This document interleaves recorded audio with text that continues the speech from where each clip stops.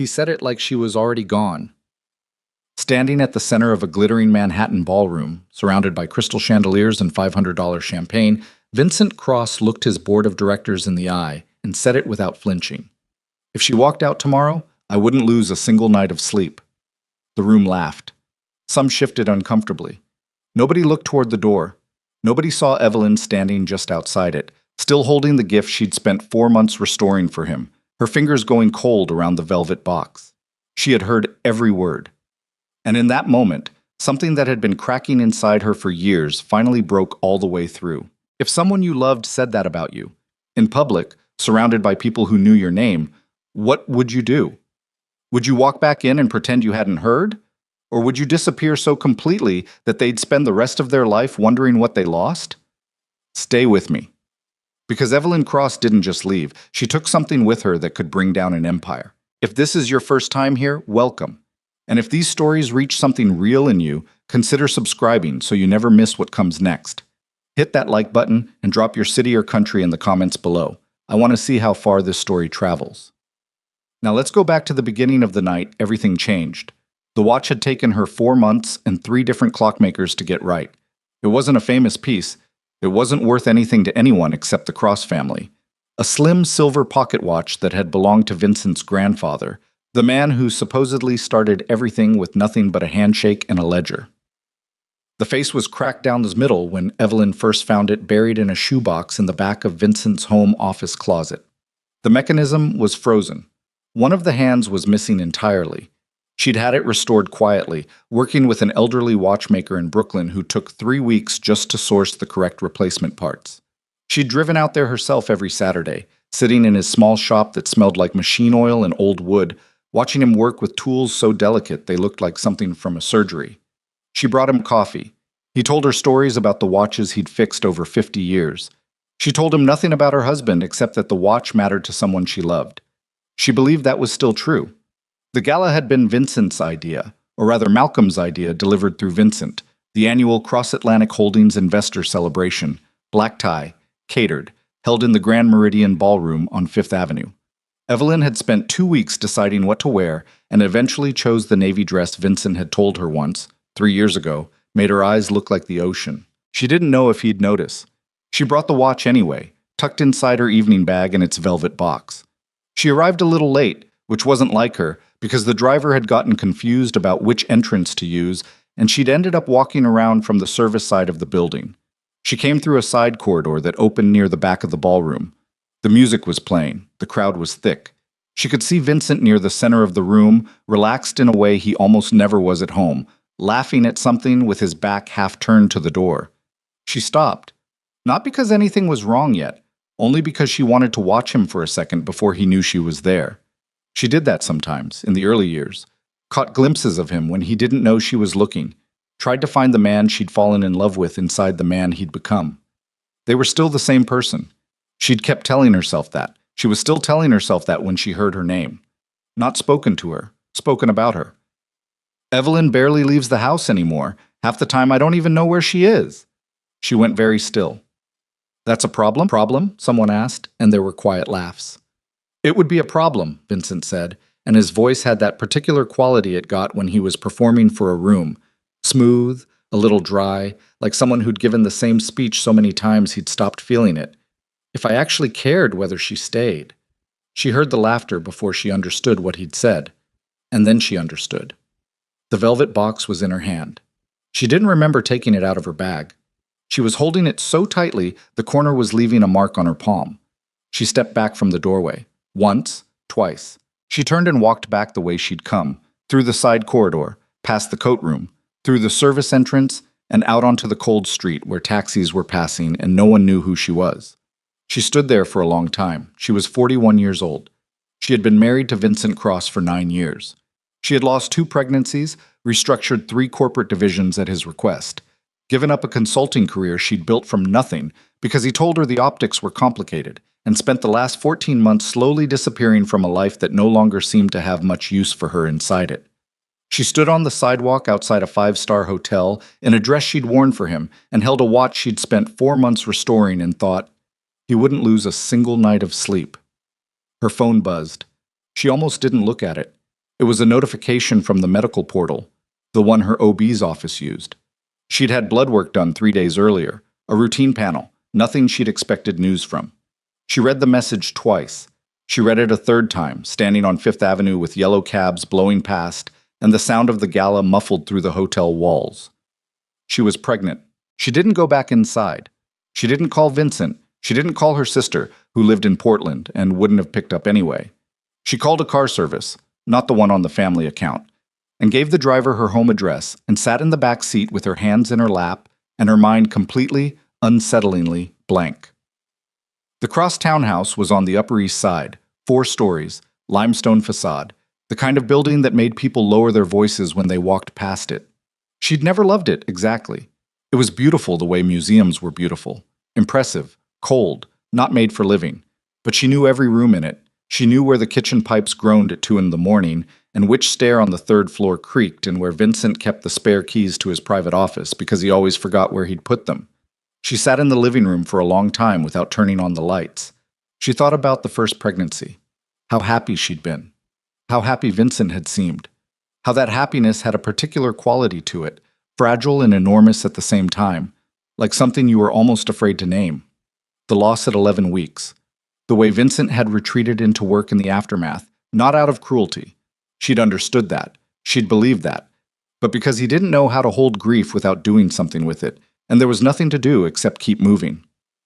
She thought about the second, how she'd been more careful that time, more quiet, hadn't told almost anyone, had kept it close to herself like a small flame she was trying to protect from the wind. The loss at 14 weeks. The grief so much heavier the second time, layered over the first. After the second loss, something between them had calcified.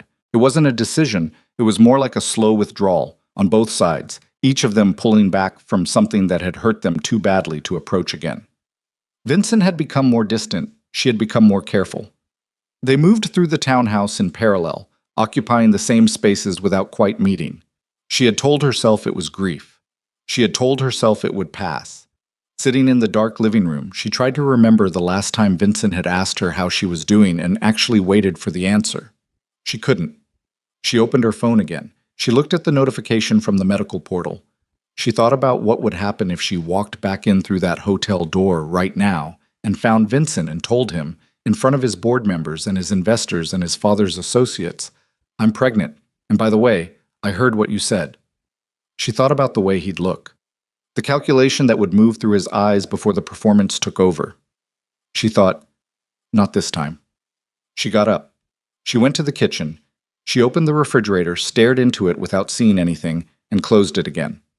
She opened the cabinet above the stove where she kept a spare notepad and a pen, the old-fashioned kind, because she'd never trusted herself not to delete something digital in a moment of weakness. She sat down at the kitchen table and wrote for a long time. She didn't know exactly what she was writing until she'd finished. And when she read it back, she understood that it wasn't a letter she'd composed. It was a letter she'd been composing for years, one slow piece at a time, and she'd only just gotten to the last line. She folded it and left it on the table. Then she went upstairs. She changed out of the navy dress. She put it carefully back on its hanger.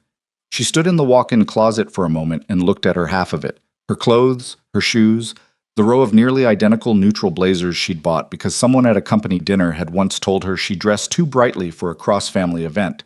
She'd never worn a bright color at a cross-function after that. She'd stopped buying them eventually. She pulled out a bag, the medium one, not the large. She packed the things you would need if you were going to disappear. She packed her passport. She packed the 2 personal bank cards that were in her own name, funded by the small account she'd opened 7 years ago from a consulting retainer she'd never mentioned to Vincent. Not out of deception at the time, but because it was hers, the last thing that was only hers, and something in her had known even then to hold on to it. She packed her father's old address book, which she kept in the back of the closet in a shoebox that matched the one Vincent had kept his grandfather's broken watch in, which struck her suddenly, sharply, as the kind of coincidence that meant nothing at all. She packed the evidence. It hadn't started as evidence, it had started as confusion. 3 months ago, when she'd agreed to help update the company's digital record system because Vincent's assistant was on maternity leave and someone needed to cross-reference the old physical files. She'd been given temporary access to the archives. She'd found discrepancies. Small ones at first, the kind you could explain away.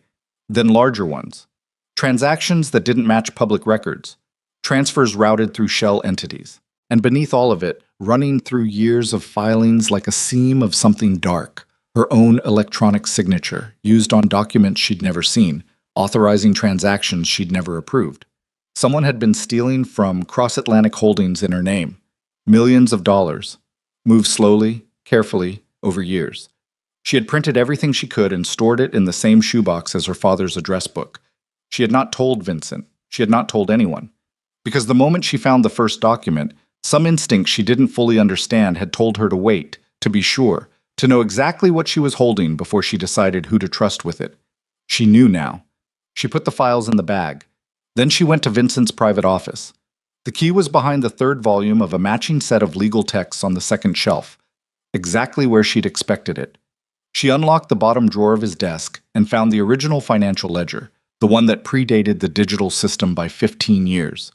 The one Malcolm Cross kept insisting should have been destroyed by now. The one Vincent had refused to shred because it was the only thing that existed in his grandfather's own handwriting, and he said it was sentimental.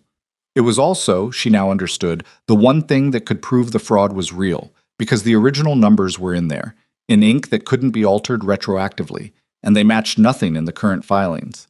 She took it. She went back downstairs.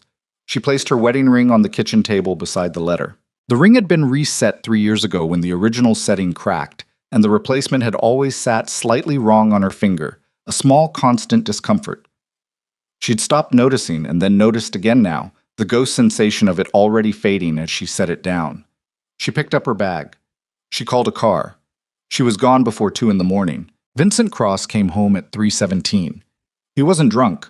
He was never exactly drunk. He had an engineer's relationship with alcohol, precise and controlled, one drink over a predictable number of hours. He was tired, that particular tired that came from performing charm for 5 hours in a room full of people whose approval he needed and resented needing. He took off his jacket in the foyer and left it on the hook where Evelyn was always quietly moving things. He left there. He went to the kitchen for water. He saw the ring first. He stood very still, the way you stood when you saw something that your brain hadn't caught up with yet. He picked up the ring. He set it back down. He picked up the letter. He read it once. He read it again. His water glass was still empty in his other hand. He became aware of this slowly, absurdly, the weight of an empty glass, which was nothing, no weight at all. He went upstairs. He checked the bedroom. He checked the closet. Her bag was gone. The small one, the one she used when she traveled for things that were only hers. He checked his office. The desk drawer was locked, which meant nothing, except that the key wasn't behind the legal texts where he'd kept it for 11 years. And when he got the spare and opened the drawer, the ledger was gone. He stood in his office for a long time. Then he took out his phone and called his father. Malcolm Cross picked up on the second ring, which meant he'd been awake, which meant he already knew something was wrong, which meant he'd been waiting. "She's gone," Vincent said. There was a pause. "And the ledger?" Malcolm asked. Vincent looked at the empty drawer. "Gone," he said. Another pause, longer this time. "Then we have a problem," Malcolm said. His voice was very calm. The kind of calm that wasn't the absence of danger. The kind that was the presence of it, controlled, directed, already moving towards something Vincent couldn't quite see yet. "Find her," Malcolm said. And then, after a beat, something that changed the weight of the entire conversation. "Before someone else does." The first morning without her name in the house felt like a held breath that nobody exhaled. Vincent didn't sleep. He sat in his office until 4, then moved to the kitchen, then stood on the second-floor landing for 20 minutes doing nothing he could later explain. He kept picking up his phone and putting it down.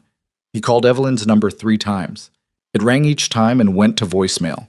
Her voice, calm and slightly formal, the way she always was on recordings, as if she'd been leaving messages for strangers. And he hung up before the beep all 3 times, because he did not know what he would say.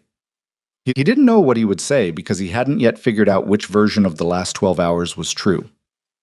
There was the version where Evelyn had been fragile for a long time, and had finally broken under the weight of 2 losses and a marriage that had grown distant, and she'd left impulsively, emotionally, and would call him by morning when the shock wore off.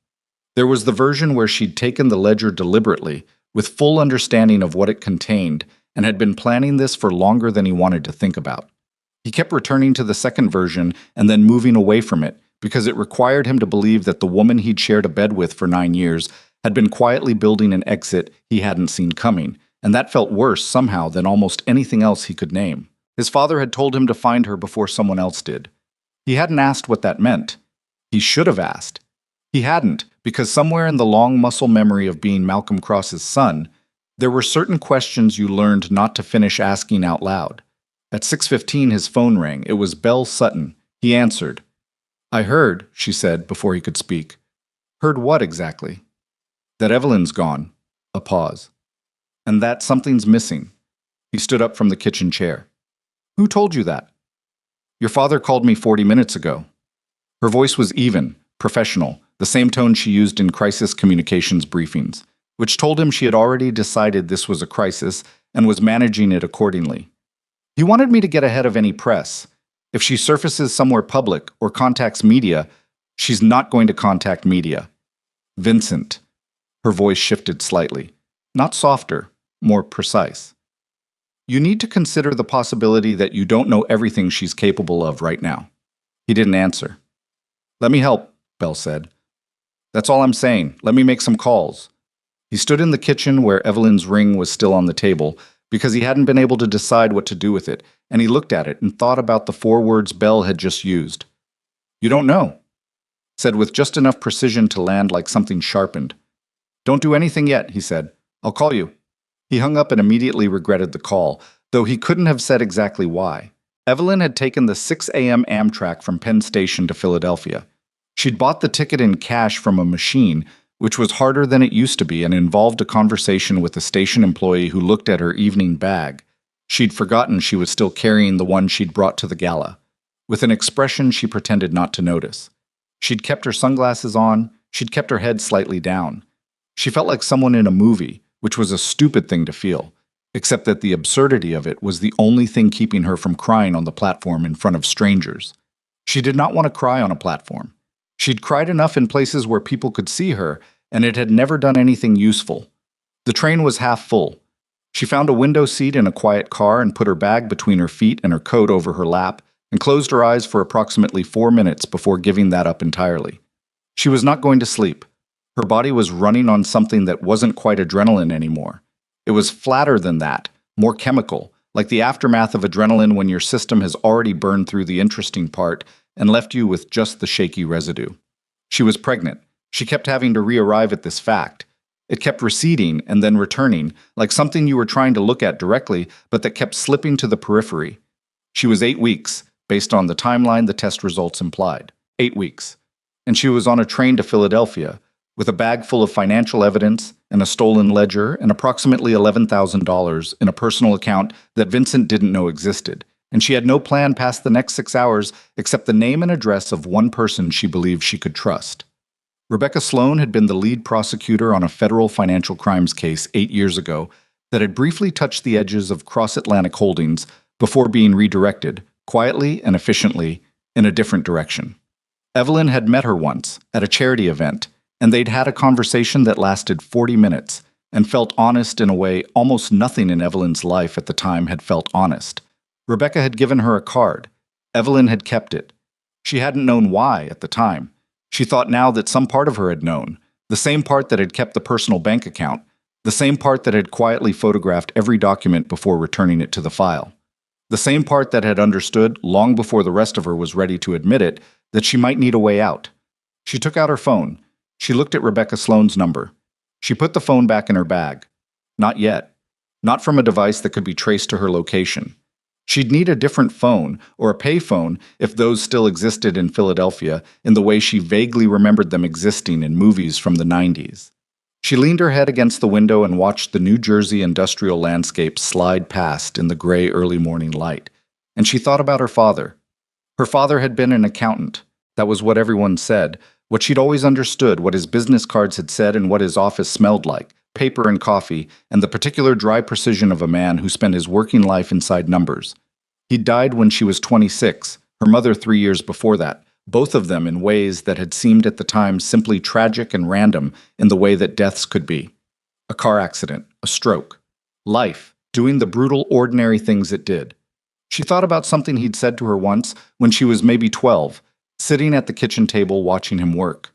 She'd asked him what he did, really, and he'd looked up from the ledger. And it had been a ledger, an actual physical ledger, with columns of handwritten figures, the kind she almost never saw anymore. And he'd said, "Numbers don't lie, Evie. People use them to lie. But the numbers themselves always tell the truth, if you know where to look." She'd thought of it as a platitude, a dad thing to say. Sitting on a train to Philadelphia with a stolen ledger in her bag, she thought maybe he had been telling her something more specific than she'd understood at 12. Malcolm Cross was in his Connecticut house when Vincent arrived at 9 in the morning. It was a 2-hour drive that Vincent made in 90 minutes, which his father noted without commenting when he opened the door himself. The housekeeper was apparently somewhere else, which was itself unusual. Malcolm Cross did not answer his own door as a habit. He led Vincent through to the study. He poured 2 glasses of water and put one in front of Vincent and didn't touch his own. He sat in the leather chair behind the desk and looked at his son with the expression he used when he was working through a problem that required patience. "Sit down," Malcolm said. "I'm fine standing." "Sit down, Vincent. I'm not asking because I care whether your legs are tired." Vincent sat. Malcolm looked at him for a moment, then, "How much did she know?" "I don't know what she knew." "Don't give me that. You had her helping with the archive restructure 3 months ago." She was cross-referencing old files, administrative access to a system that contained 8 years of restructured liability documentation. Malcolm's voice didn't rise. It never rose, which was more frightening than if it had. "How much, Vincent?" "I don't know." He said it again, and this time the repetition felt true and terrible. "I genuinely don't know how deep she went. She never said anything." "No, she wouldn't have." Malcolm picked up his water glass, looked at it, set it back down without drinking. "That's the problem. If she'd confronted you, we'd know what she had. Because she didn't, we have to assume she has everything. She has the ledger." The word landed clean and final, like a blade. "Nothing else matters as much as that. The digital records we can manage. The ledger is original documentation. If that gets in front of a federal prosecutor, there is no version of events we control." Vincent felt something cold move through him. Not surprised, he'd understood this already, abstractly, since he'd found the drawer empty. But hearing his father say it removed the last part of the night where it had still been possible to believe this was smaller than it was. "What did you do?" Vincent asked. Malcolm looked at him. "In the archive. In the records. Her signature was on things." Vincent stopped. Reorganized. "I've been looking at some of the documentation this morning. Her electronic signature appears on transfer authorizations I never saw. She said she never signed them. If she never signed them, then someone—" "You should be careful," Malcolm said quietly, "about which questions you finish asking me." The room was very still. "She's my wife," Vincent said. "She was your wife, and right now she is a woman carrying a stolen corporate document who may or may not have the capacity to understand what she's holding and what it would take to use it." He paused. "But we are going to find out." "I'm not going to— I've already made some calls." Malcolm stood. "There are people who look for things that go missing, discreetly, professionally. They will find her and they will assess the situation and they will report back, and then we will make decisions." "What kind of decisions?" Malcolm looked at his son with something that wasn't quite patience, the kind that prevents small problems from becoming catastrophic ones. Vincent stood up. The chair scraped back harder than he intended. "If anyone touches her, nobody is going to touch her." Malcolm's voice was perfectly flat. "We are going to find her. We are going to understand what she knows. And then we are going to determine what can be resolved quietly and what requires a different kind of resolution." He walked to the window, looked out at the Connecticut yard, the bare winter trees, the gray sky. "She should have come to you if she had concerns. Instead, she ran. That tells us something about her intentions. Or it tells us something about why she didn't feel safe coming to me," Vincent said, and the words surprised him coming out, the accuracy of them, the way they sat in the room after he'd said them. Malcolm didn't turn around. "Go home, Vincent. Let the people who understand this kind of problem handle it." Vincent stood there for a moment.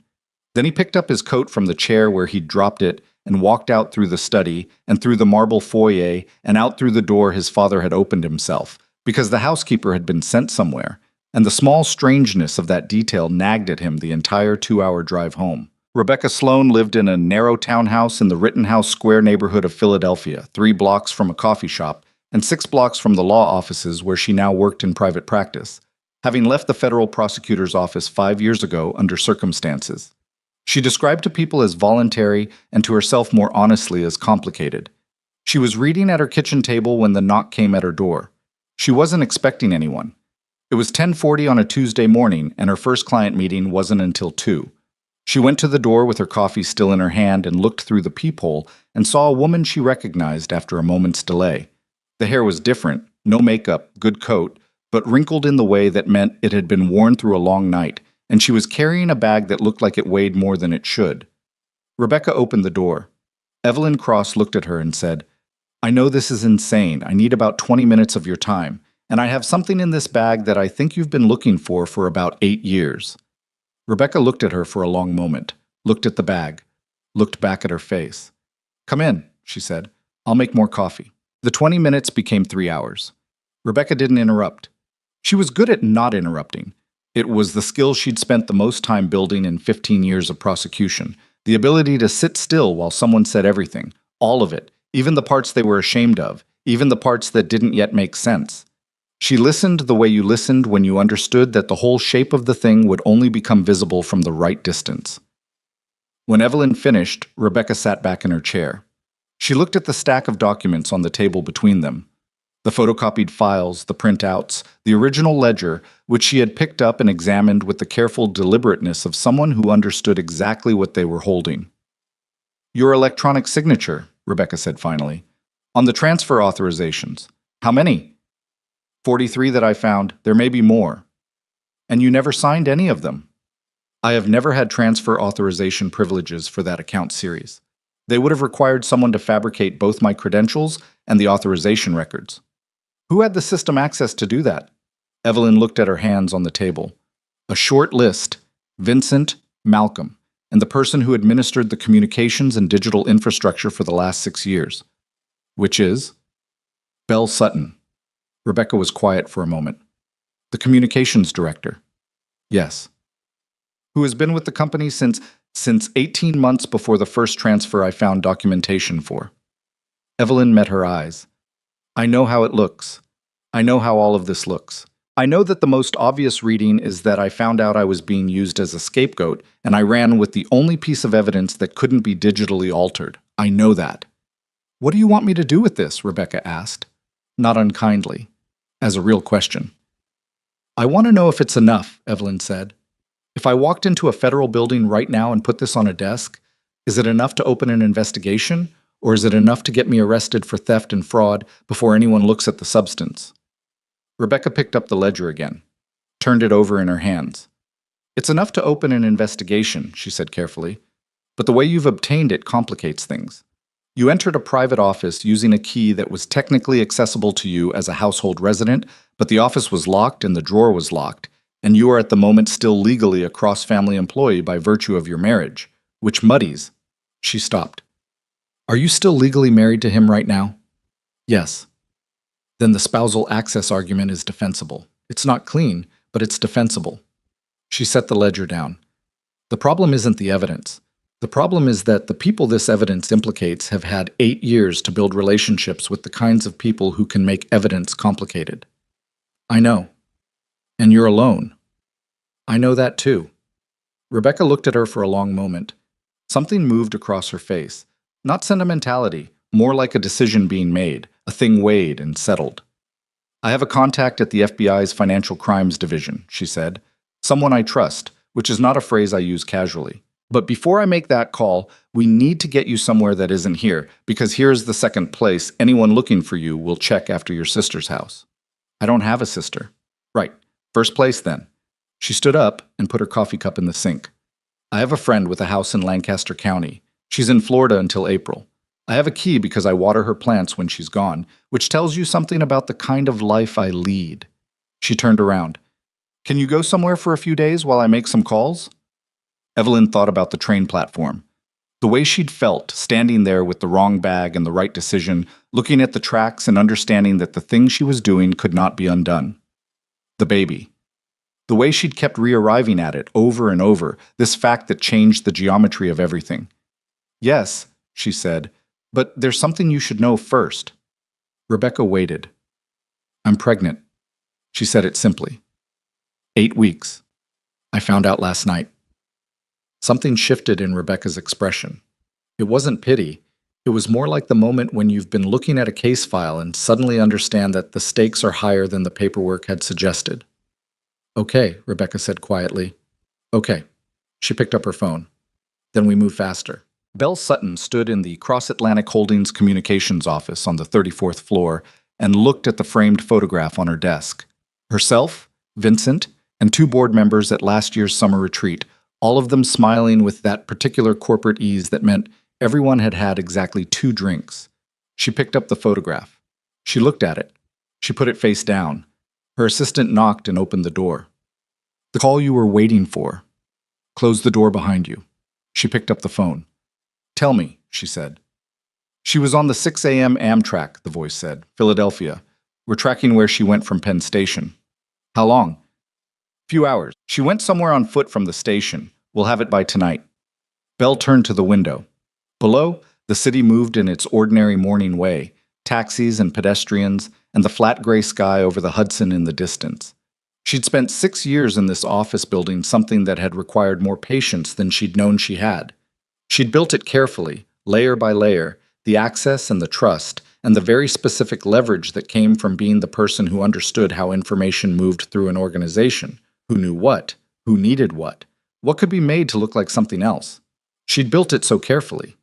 And then Evelyn Cross, who was supposed to be the quiet wife in the nice townhouse, had picked up the one piece of original documentation that couldn't be managed and walked out the door with it. Find her tonight, Belle said. And when you do, don't do anything. Just tell me where she is. She hung up. She picked up a different phone.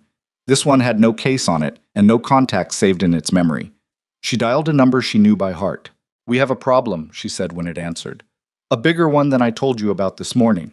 The voice on the other end said something. I know, Belle said. I know she has it. I'm handling it. Another pause. I said I'm handling it, she said, and there was a flatness in her voice, a pressure underneath, the sound of someone who had been absolutely certain of something for a very long time and had just felt the first fracture move through that certainty. But I need to know something, the pregnancies. She stopped. Chose the next words the way you chose words when you understood they couldn't be taken back. Were they accidents or were they... The voice answered. Belle stood very still. Outside, the city kept moving. The Hudson sat flat and gray under the winter sky. The framed photograph lay face down on her desk. All right, she said finally, very quietly. All right, then we're not just talking about fraud anymore. She hung up. She stood at the window for a long time, and the thing on her face was not guilt, not exactly. It was something more complicated than guilt, the expression of a person who had understood for a while that the architecture they'd built their plans inside was sitting on a foundation they'd chosen not to examine too closely, and who was only now, at the worst possible moment, making themselves look down. She picked up her phone, found Vincent's number, started to type a message, stopped, deleted it. She opened a drawer. She took out a key. She turned it over in her hand once. Then she picked up the keyless phone again and made one more call. I need to meet, she said. Tonight, not at the office. A pause. Because I'm starting to think we've been solving the wrong problem. She put the phone in her pocket. She picked up her coat. She left the photograph where it was, face down on the desk, and walked out into the hall toward the elevator. And the door to her office swung slowly shut behind her, and inside it the room was very quiet, and the only sound was the faint mechanical hum of the building itself, holding everything up. All those tons of glass and steel, and the paperweight of secrets stacked inside it, all of it balanced for now, just barely, on a foundation that had started, at last, to crack. The house in Lancaster County smelled like dried lavender in someone else's life. Evelyn had arrived after dark, following Rebecca's handwritten directions on a torn piece of notepad paper because Rebecca had told her to leave her phone off and had pressed a burner into her hands at the door, a cheap prepaid thing, still in its packaging, bought from a drugstore 2 blocks away. Only call me on this, Rebecca had said. Only this number. Don't turn your regular phone on for any reason. She'd said it the way people said things they'd already thought through completely, which was the only reason Evelyn had listened. The house was small and old and belonged to a woman named Patricia, who grew herbs in window boxes and had a cat named something that began with M, according to the note Rebecca had tucked under the key. The cat was gone. Patricia had taken it to Florida, but the bowls were still on the kitchen floor, and the food smell lingered in a way that made the house feel both empty and occupied at the same time. Evelyn sat at the kitchen table and put the bag on the chair beside her and did not open it. She was exhausted in a way that went past her bones, the kind of tired that felt less like sleepiness and more like the internal architecture settling after something structural had given way. She'd been running on the chemical flatness since the train platform, and now even that had thinned out, and what was left underneath it was just her, 41 years old, pregnant, alone in a stranger's kitchen in Lancaster County, having walked away from the only life she'd known for a decade. She made herself eat something. There was canned soup in the cabinet above the stove, and she heated it without tasting it and finished half the bowl standing at the counter because sitting down felt like admitting she was staying, and some part of her wasn't ready to admit that yet. She thought about the baby. She'd been thinking around it all day rather than directly at it, the way you moved around a piece of furniture in a dark room, aware of it, careful of it, but not ready to look at it straight on. 8 weeks. She'd lost the second pregnancy at 14 weeks and the first at 11, both times after having looked at ultrasound images that she could still see with perfect clarity if she let herself. She'd learned after the second loss not to let herself. She was not going to do that this time. She said it to the empty kitchen, quietly, out loud, because saying things out loud made them more real than thinking them, not this time. The house settled around her in the way old houses did. She rinsed the bowl. She went to the bedroom that clearly belonged to Patricia, floral duvet, framed botanical prints, the smell of someone else's face cream, and she lay down on top of the covers in her clothes and closed her eyes and was asleep in under 4 minutes, which surprised her, though she wasn't awake to be surprised by it. Rebecca Sloan made 7 calls that night. 3 of them were to people who owed her something. 2 were to people she owed something. 1 was to a woman at the FBI's Financial Crimes Division named Adrienne Park, who had worked an adjacent case 8 years ago, and who Rebecca had always believed had been told to close things down before she'd finished, and who had always, Rebecca suspected, believed the same thing. The 7th call was to a records clerk she'd known since law school, who could pull chain of custody documentation on old case files, and who asked no questions if you'd known them long enough. After the calls, Rebecca sat at her kitchen table and laid out what she had. The ledger was the foundation. Original handwritten entries predating the digital system by 15 years. The column figures matching nothing in the current filings, irrefutable in their physicality. You couldn't alter ink, couldn't gaslight paper, couldn't file a motion claiming the original numbers had been misunderstood. It was the kind of evidence that prosecutors prayed for and defense attorneys had nightmares about. The photocopied transfer authorizations were the architecture built on top of the foundation. 43 transactions, each bearing Evelyn Cross's electronic signature, each pulling funds through shell entities that dissolved and reformed under different names with the mechanical regularity of something designed to be difficult to follow, but not impossible. The shell entities were the key. Rebecca had been pulling on that thread for 2 hours when she found it. One of the entities, a holding company incorporated in Delaware 18 months ago under a name that meant nothing, Solace Meridian LLC, had a registered agent that appeared in another filing, a filing from 5 years ago, a filing that wasn't connected to Cross Atlantic Holdings at all. It was connected to a medical corporation, specifically a reproductive medicine practice that had closed abruptly 3 years ago under circumstances the New York State Medical Board had investigated and declined to take further action on, citing insufficient evidence of intentional wrongdoing. Rebecca stared at the connection for a long time. She got up. She refilled her coffee. She came back and looked at it again to make sure she'd read it correctly. She had. She picked up her phone, then put it down. It was 2 a.m, and what she was looking at might mean nothing. Shell entities could be connected to any number of things. Financial sprawl was messy and rarely clean in its implications. But the medical practice had handled reproductive medicine and had closed the same year Evelyn Cross had her second miscarriage. And the registered agent who linked the 2 entities was a name she recognized from the financial files, a name that appeared in Malcolm Cross's personal legal history as far back as... She put the connection aside. filed it in the part of her mind where she kept things that needed to become facts before she was willing to call them facts. She made an eighth call. To Adrienne Park. Again, this time at 2 in the morning, which Adrienne answered on the second ring, which told Rebecca she hadn't been sleeping either. "I need a favor," Rebecca said, "and I need it fast, and I need it quiet." "How quiet?" "Below the waterline quiet. This can't surface anywhere until I tell you it can." A pause. "What am I looking at?" "Financial crimes with a corporate medicine component, and possibly something worse." Another pause, longer. "How much worse?" Rebecca looked at the connection on her screen. The two entity names and the single linking agent, and the closed reproductive practice, and the date, 3 years ago, the same year. "Worse enough," she said, "that I need you to pull everything you have on a closed medical malpractice inquiry before I say anything more out loud." Vincent found Belle's message at 7 the next morning. It wasn't a message exactly. It was a location, an address in Brooklyn, a coffee shop, sent from a number he didn't recognize on his regular phone, with no text attached, just the address and a time, 8 a.m. He almost didn't go. He sat with his coffee and his empty kitchen. Evelyn's ring still on the table, he kept not moving it, kept finding reasons to leave it where it was, and thought about what his father had said. The people who look for things. The resolution that required a different kind. He thought about Belle's call the morning before and the precision of it, the specific phrase, "You don't know everything she's capable of." He went to Brooklyn.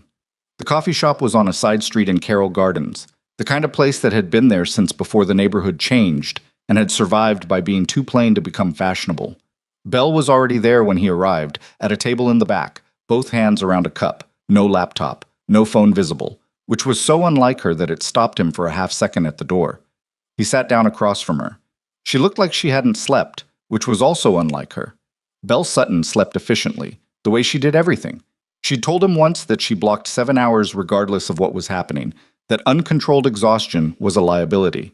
She did not look like someone who had blocked 7 hours. "You came," she said. "You said it was important." "It's more than important." She looked down at her cup, looked back up. "I need to tell you something, and I need you to hear all of it before you say anything, because if you stop me in the middle, I won't be able to finish it." He watched her face. He'd worked with Belle for 6 years, and he knew her expressions, the way you knew the weather patterns in a city you'd lived in for a long time. The particular quality of each one, what they predicted. He had never seen this one before. "Okay," he said. She took a breath. "The transfer authorizations, the ones with Evelyn's signature. I know about those." "I built the authentication framework for the signature system," she said, "when we migrated to the digital documentation platform 4 years ago. I designed the credential architecture." He was very still. "Which means I had the underlying access structure. Which means I could have replicated credential authentication for any user in the system, including Evelyn, without—" She stopped. Started again. "I didn't do it alone. I need you to understand that. I was asked to do it. I was given a very specific reason that I was told was about protecting the company, about creating a liability buffer, and I—" She looked at her hands. "I believed it. I told myself I believed it." "Belle." His voice came out flat. "What did you do?" "I built the framework that allowed her signature to be used without her knowledge." She said it quickly, not like she was unburdening herself, but like she was pulling something out that had been embedded and was easier to extract fast. "I didn't touch the actual transfers. I didn't move the money. I built the door. Someone else walked through it." "Who asked you?" She looked up. "Your father." The coffee shop noise continued around them. Someone ordering at the counter, the machine steaming milk, a conversation at a table near the window about something completely ordinary. The ordinary sound of people having ordinary mornings. "My father," Vincent said. "Yes, told you to compromise my wife's digital credentials. He told me it was a protective measure, that if there was ever a regulatory inquiry, there needed to be a clear line of documentation showing that fund movements had been properly authorized and that Evelyn's involvement in the archive restructure made her a natural—" She stopped. "He told me she was aware of it, that it was her idea." "And you believed that?" She looked at him, and there was something in her face that was very close to the expression people made when they were past the point of protecting themselves. "I wanted to believe it. That's different, and I know the difference now." He stood up. The chair moved back and hit the wall behind it. "Sit down," she said quickly. Vincent, please sit down. There's more. He didn't sit down. He put his hands on the table and leaned forward. More. The pregnancies. 2 words, placed carefully in the air between them. He didn't move.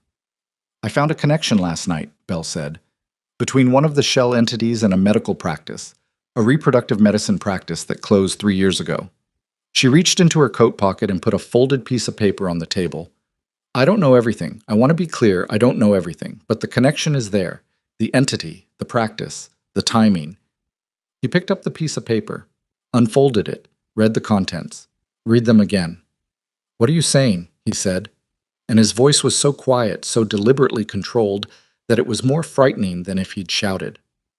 I'm saying I don't think either pregnancy was an accident, Bell said. I'm saying I think someone with a specific interest in preventing a biological crosshair from existing may have... She stopped. I'm saying the connection is there and you need to give it to someone with the ability to find out what it means. He was looking at the paper. He was still looking at the paper. She's pregnant, he said. Bell went very still. Evelyn. She's pregnant right now. He looked up. She found out the night she left. Something crossed Bell's face. Something fast and complex. How do you know that? I don't know how I know. I read the letter she left. She didn't say it in the letter. He stopped. He folded the paper, put it in his pocket. I need to find her. I know. Bell leaned forward. That's why I asked you here. Because your father has people looking for her right now, and when they find her, he said nobody was going to touch her. He said that to you, Bell said. And maybe he meant it when he said it, or maybe he meant it conditionally, or maybe he... She stopped, chose the next thing carefully. Malcolm Cross has been managing this company, this family, and everything connected to it for 40 years, and the way he manages things is by eliminating variables. Evelyn right now is a variable who is pregnant with an heir who could restructure the entire inheritance framework of Cross Atlantic Holdings, and who is carrying documented evidence of 8 years of financial fraud, and who has every reason to take all of it public. She looked at him straight. Do you understand what I'm telling you? He did. He understood it completely, in the way you sometimes understood things not gradually, but all at once, the whole shape of it arriving simultaneously. The cleared housekeeper, the calm voice on the phone at 3 a.m, the word resolution, the phrase different kind. Where would he send them? Vincent said. If he found her, where would he take her? I don't know, but I know who to ask. She picked up her coffee, put it down without drinking. I also know that the moment I made certain calls last night, I stopped being on the inside of this, which means I need something from you. What? I need you to understand that I'm not doing this to protect myself. I know how that sounds. I know you have no reason to believe it, but I need you to understand it anyway, because the next few days are going to require us to move in the same direction, and I can't do that if you're spending energy deciding whether to trust me. He looked at her for a long time. The coffee shop noise, the steaming machine, the ordinary morning outside the window. I don't trust you, he said simply, but right now I don't have anything better. She nodded. As if that was enough. As if she'd expected exactly that and had decided it was sufficient to work with. Then we need to move, she said, because they found her last night. Evelyn woke to the sound of a car on the gravel outside. She was awake completely before she'd finished the thought. The way you woke when your body had been calibrating the sounds of an unfamiliar house all night and had registered something that didn't belong. She sat up in the dark. Checked the burner. 4:17 a.m. She hadn't heard from Rebecca since 9 the night before, a brief text saying, sit tight, making progress, keep the phone off except to check this number. No one else knew she was here. She went to the window, moved the curtain edge 1 inch. There was a car on the dirt road that ran along the front of the property. Dark, mid-size, engine off. It wasn't moving. It had pulled to a stop without turning into the driveway, which was the specific thing that was wrong, the thing that had woken her, the absence of the noise completing itself. Someone had stopped very deliberately just outside. She let the curtain fall. She grabbed the bag from the chair. She was already in her clothes. She'd fallen asleep in them, and now she was grateful for that. Grateful for the 15 seconds it saved her. She grabbed the burner. She moved through the bedroom and into the hall and to the back of the house, where Patricia had a mudroom off the kitchen with a door that opened to the back property. She stopped at the mudroom door. She stood completely still and listened. From the front of the house, very quietly, the sound of a car door. She opened the mudroom door and stepped outside into the freezing 4 a.m. Pennsylvania dark and started moving. She went through the back property, frozen grass under her feet, no sound except her own breathing and the distant sound of a highway somewhere beyond the tree line, and through the gap in the fence at the property edge and into the adjacent field. And she walked fast without running because running in the dark on uneven ground was how you fell, and falling was how you stopped. The burner was in her coat pocket. She dialed Rebecca. 3 rings. "I'm blown," Evelyn said when it answered. "Someone's at the house. I'm in the field behind the property, heading east toward, I don't know, there are trees. A road." She heard Rebecca moving on the other end, the specific sounds of someone transitioning from sleep to action quickly. "How many?" "I saw 1 car. I don't know how many people." "Stay on the line. Keep moving east. There's a county road about a quarter mile from that property line. I looked at it when I gave you the address." Rustling, a door. "I'm getting in my car right now." "Rebecca, keep moving. Talk to me." Evelyn kept moving. The frozen field was uneven, and she stumbled twice and caught herself both times, the bag banging against her side, the ledger solid inside it, the files. She could feel the weight of them, the physical mass of what she'd taken, the thing everyone seemed to want badly enough to send people to a stranger's house at 4 in the morning. "There's sun in the field," she said. "What?" She'd heard it a second before she said it, footsteps behind her, not close but not far, moving at the same pace she was, which meant deliberate, which meant they'd gone around the property rather than through the house. They'd expected her to run. "They went around," she said. They already knew I'd go out the back." "Evelyn, run." She ran. The county road appeared from the dark exactly where Rebecca said it would. A narrow 2-lane with no markings and no lights. Just the faint difference between blacktop and field edge. She hit it and turned north, which was a guess. A purely directional guess with no logic behind it, except that north felt like towards something rather than away from it. She ran for 4 minutes. The footsteps behind her were faster than hers. She was 41 years old and pregnant, and had spent a decade slowly disappearing from her own physical life. The running and walking and simply moving that she'd done before the marriage had atrophied into the genteel stillness of a woman who attended events and sat in cars and stood in rooms being looked at. She was not built for this anymore, and her body was telling her so with a precision and urgency she had no choice but to hear. She was not going to fall. She was not going to stop. Headlights swept the road from behind her. Her heart dropped. And then the car was beside her and the door opened and Rebecca's voice said, "Get in," and she got in. The car accelerated before the door was closed. Evelyn sat in the passenger seat, breathing in ragged pulls, her hands shaking, the bag in her lap. She looked back through the rear window. She could see a figure standing at the edge of the road in the headlight wash, watching them go. Just standing there. Not running, not pursuing, just watching. "Who was it?" she managed. "I don't know yet." Rebecca was driving fast, both hands on the wheel, her jaw set with the particular tightness of someone who was furious but had decided to defer the fury. "But they found you in 14 hours, Evelyn. 14 hours from when you left my house." She let that land.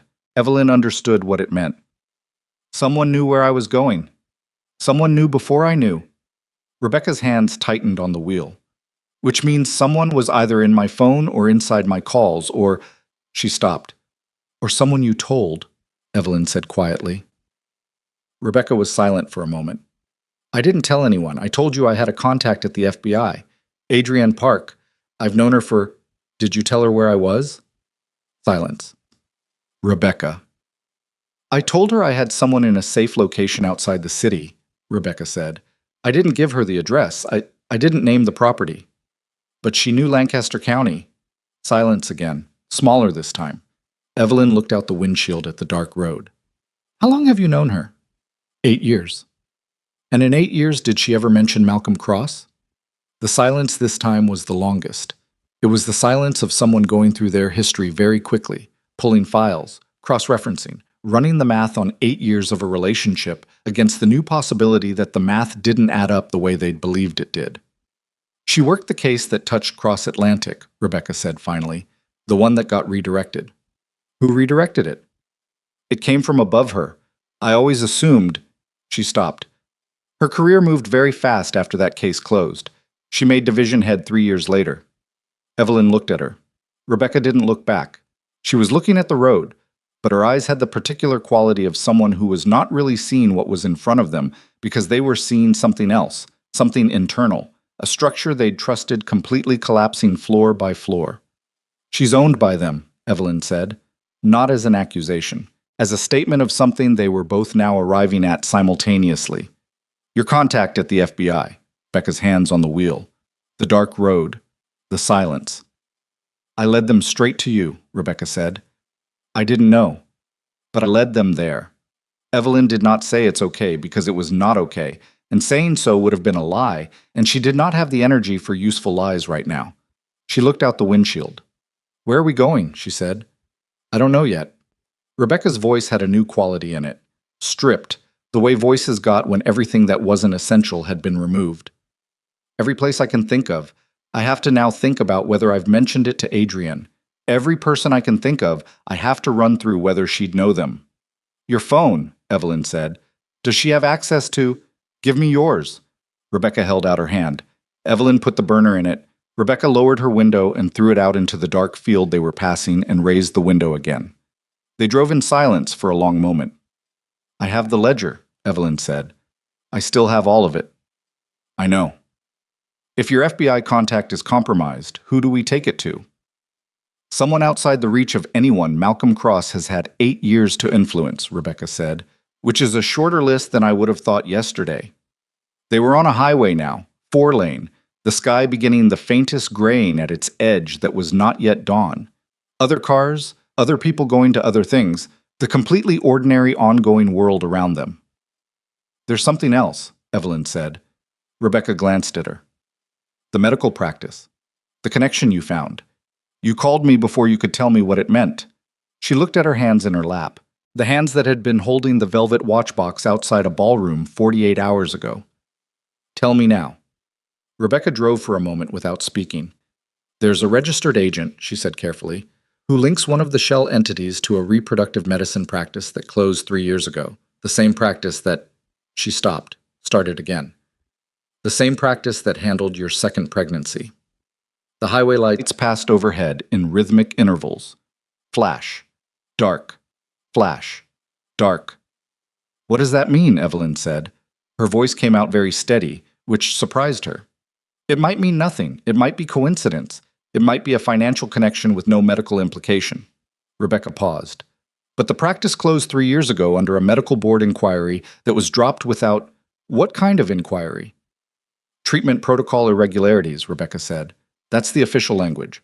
What that language sometimes covers in reproductive medicine is... She stopped again. This time, the stopping felt different, heavier. Say it, Evelyn said. Unauthorized interference with pregnancy outcomes. Rebecca said it straight, the way she said hard things, directly, without dressing them. What that sometimes means is deliberate. What that sometimes means is that a patient was given something without their knowledge that caused... She didn't finish the sentence. She didn't need to. Evelyn sat with it. Flash, dark, flash, dark. The highway lights, the graying sky, the bag in her lap with its weight of paper and ink and the truth that nobody was supposed to find. Both of them, she said. I don't know, Rebecca said. I don't know that yet. But it's possible. Silence. Rebecca. Yes, Rebecca said quietly. It's possible. Flash. Dark. Evelyn put her hand flat on her stomach, over the coat, over the layers between her palm, and the 8 weeks of life inside her that everyone seemed to have a reason to want gone. She sat like that for a long time. And when she finally spoke again, her voice had changed. Not louder. Not harder, in the way that meant brittle. Harder in the way that meant something had finished breaking, and what was left on the other side of the breaking was not the woman who had stood outside a ballroom holding a watch for a man who said he wouldn't lose sleep over losing her. I need a phone, she said, and I need you to drive us toward the one place Malcolm Cross won't expect me to go. Where is that? Evelyn looked at the road ahead. Back, she said. I need to go back to the beginning, to my father's records, to everything he kept that I never knew to look for, because I never knew there was anything to find. She turned to look at Rebecca for the first time since they'd been driving. My father was an accountant for Cross Atlantic Holdings for 30 years. He died when I was 26, in a car accident, 2 weeks after he told me he'd found something in the books that disturbed him. Rebecca was very still behind the wheel. I thought he meant he was worried about a discrepancy, Evelyn said. I thought the accident was an accident. She looked back at the road. I don't think that anymore. The sky was graying more definitively now at its edges, the first suggestion of a dawn that would arrive whether anyone was ready for it or not, and the car moved through it, and the bag sat in Evelyn's lap, and her hand was still flat against her stomach, and the thing that had finished breaking inside her was finished, and what replaced it was not grief and not fear, and not the quiet, devastated patience she had practiced for 9 years inside a marriage that had been, she now understood, a container built to hold her still. What replaced it was something older and less polite, something that had no interest at all in disappearing. Her father's storage unit was in Trenton, New Jersey. Evelyn had almost forgotten it existed. After the funeral, after the estate had been processed and the apartment cleared, there had been a unit, number 114, a climate-controlled facility off Route 1 that her father had paid for annually with an automatic bank draft she'd continued without examining. She had her own key somewhere. She'd never been there. She'd kept paying the bill because stopping it required making a decision about what was inside, and making that decision required going, and going required a version of herself that had not existed for a long time. She had that version now. Rebecca drove without being asked. She took the highway north and then east with the specific competence of someone who had learned that when everything else was uncertain, forward motion was its own kind of answer. The dawn arrived gray and flat around them, washing the landscape into the colorless clarity of early winter mornings, the kind of light that made everything look like evidence. They didn't talk much. They didn't need to. The thing Evelyn had said in the car, I don't think that anymore, sat between them with the weight of something that had shifted the ground and hadn't finished settling. Evelyn kept her hand on her stomach for part of the drive. Not consciously, she realized, when she noticed it. Just where her hand went now. They stopped once, at a gas station outside Princeton, where Rebecca went inside and came back with 2 prepaid phones, 2 coffees, and a breakfast sandwich she pressed into Evelyn's hand without discussion. Eat it, she said, in the tone she likely used with clients who were making decisions on empty stomachs. Evelyn ate it without tasting it and felt marginally more human on the other side of it. The storage facility opened at 7. They were there at 6:40 and sat in the parking lot with the heater running. If there's something in there, Rebecca said, something that changes the foundation of the estate case, you know what that means for the timeline. It means we can't wait for a clean approach. Evelyn looked at the facility's metal roll-down entrance. We have to move before they realize what we have. They already know what you have. They know about the ledger. They don't know about my father. She looked at Rebecca. Malcolm Cross has been running this company for 40 years.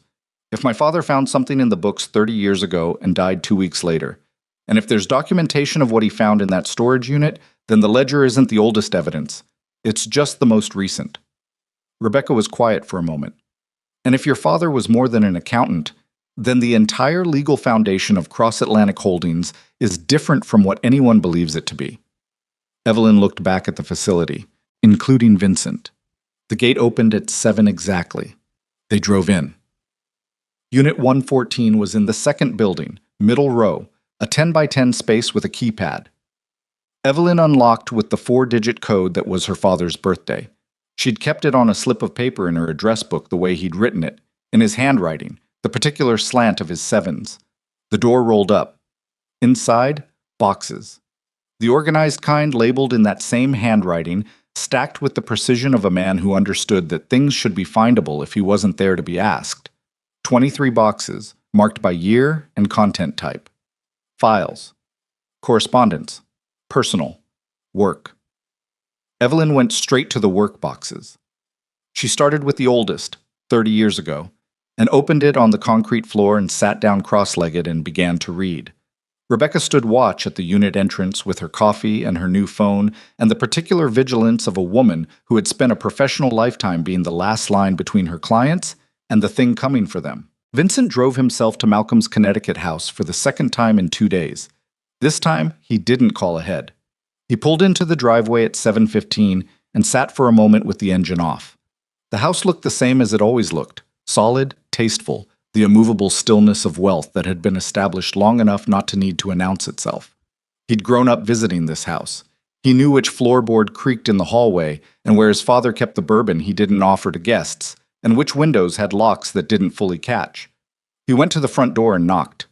The housekeeper, back now, apparently, opened it. He walked past her before she finished saying good morning. Malcolm was at breakfast. The kind of breakfast that never varied. Half a grapefruit, black coffee, a single piece of toast, all of it arranged with the geometric neatness of a man who believed that how you began a day said something about who you were. He looked up when Vincent came in and didn't look surprised, which meant he'd heard the car. "Sit down," Malcolm said. "No." Malcolm set his coffee cup down. He looked at his son with the patient, appraising expression of someone who was calculating something behind a neutral face. "You're agitated." "I'm past agitated." Vincent stood at the other end of the breakfast table. "I need you to call off whatever you sent to Pennsylvania." A pause. Perfectly calibrated.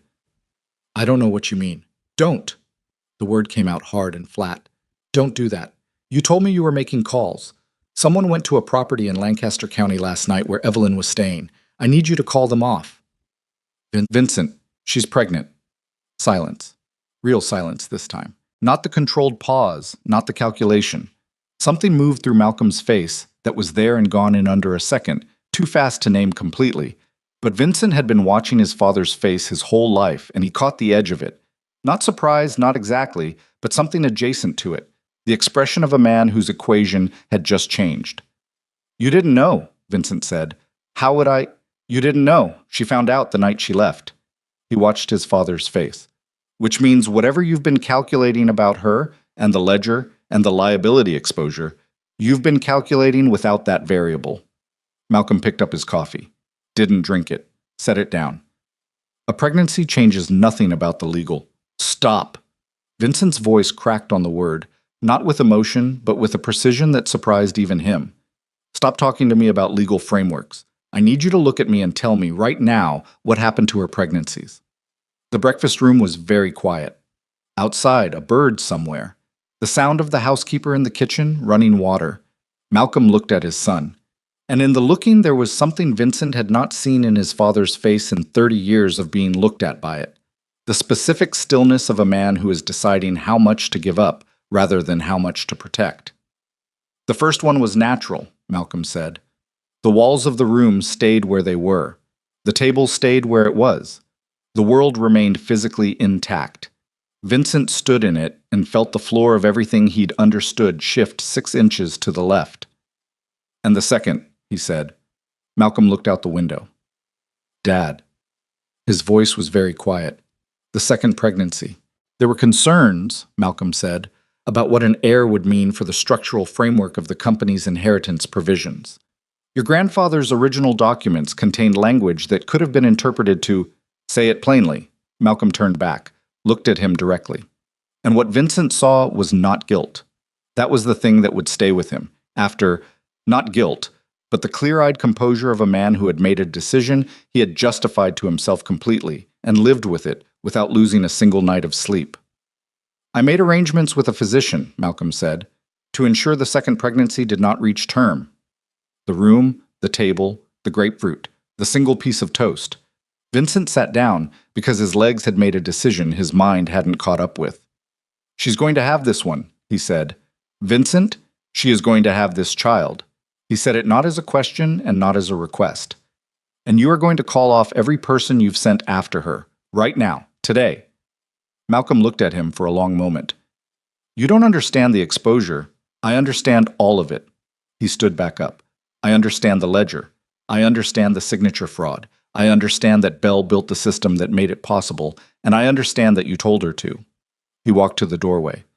"I'm going to find my wife, and when I do, I'm going to tell her everything I know, and then I'm going to stand aside and let her do whatever she decides to do with it."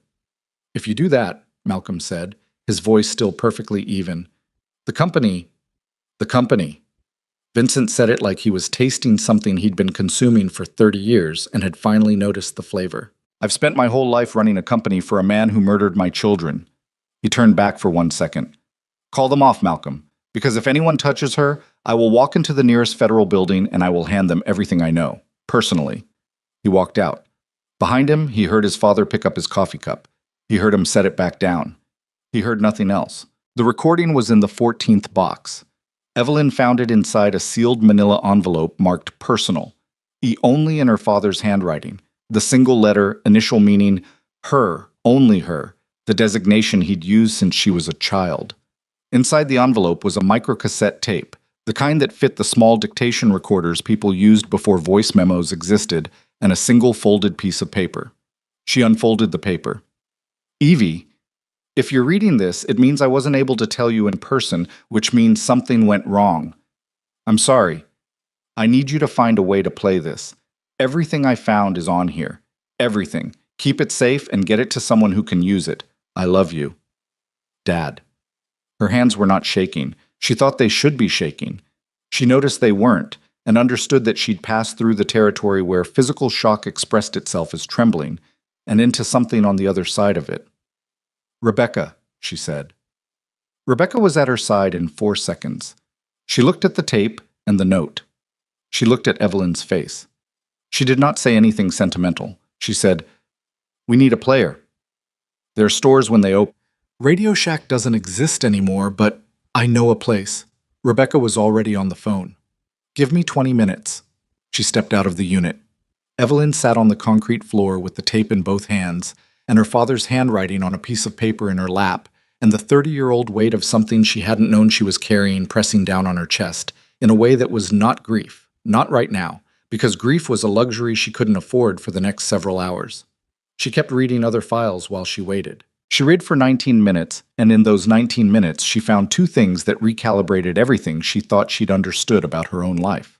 The first was a partnership agreement, 32 years old, signed by 2 names, Gerald Parker, her father, and a man named Edmund Cross, Vincent's grandfather. 2 pages, handwritten addendum at the bottom. The language established that Gerald Parker had contributed, in addition to financial input, the original accounting and operational framework that had become the foundational structure of what would be incorporated 3 years later as Cross Atlantic Holdings. Her father hadn't worked for the company. He'd built it. The second was a codicil, an amendment to a legal document attached to a photocopy of Edmund Cross's original will, dated 6 months before his death. 1 paragraph, handwritten and witnessed. It stated that in the event the Cross family line failed to produce a direct biological heir within 2 generations, the co-founder's lineage retained claim to an equal share of the enterprise. She read it 4 times. She was the daughter of the co-founder. Her child, 8 weeks, unborn, the one everyone had tried to prevent from existing, was the biological heir to half of Cross Atlantic Holdings. Rebecca came back with a microcassette player bought from an electronics resale shop that had not yet opened but whose owner had been persuaded by a combination of Rebecca's particular brand of professional urgency and 60 cash dollars. Evelyn put the tape in. Her father's voice came out of it. She had not heard his voice in 15 years, and it arrived in her chest like something physical. Not a sound, but a pressure. The specific frequency of the voice you grew up inside. The voice that had a different quality from every other voice you'd ever heard, because it was the first voice, the original, the one your body recognized before you'd learned to recognize anything. She did not cry. She listened.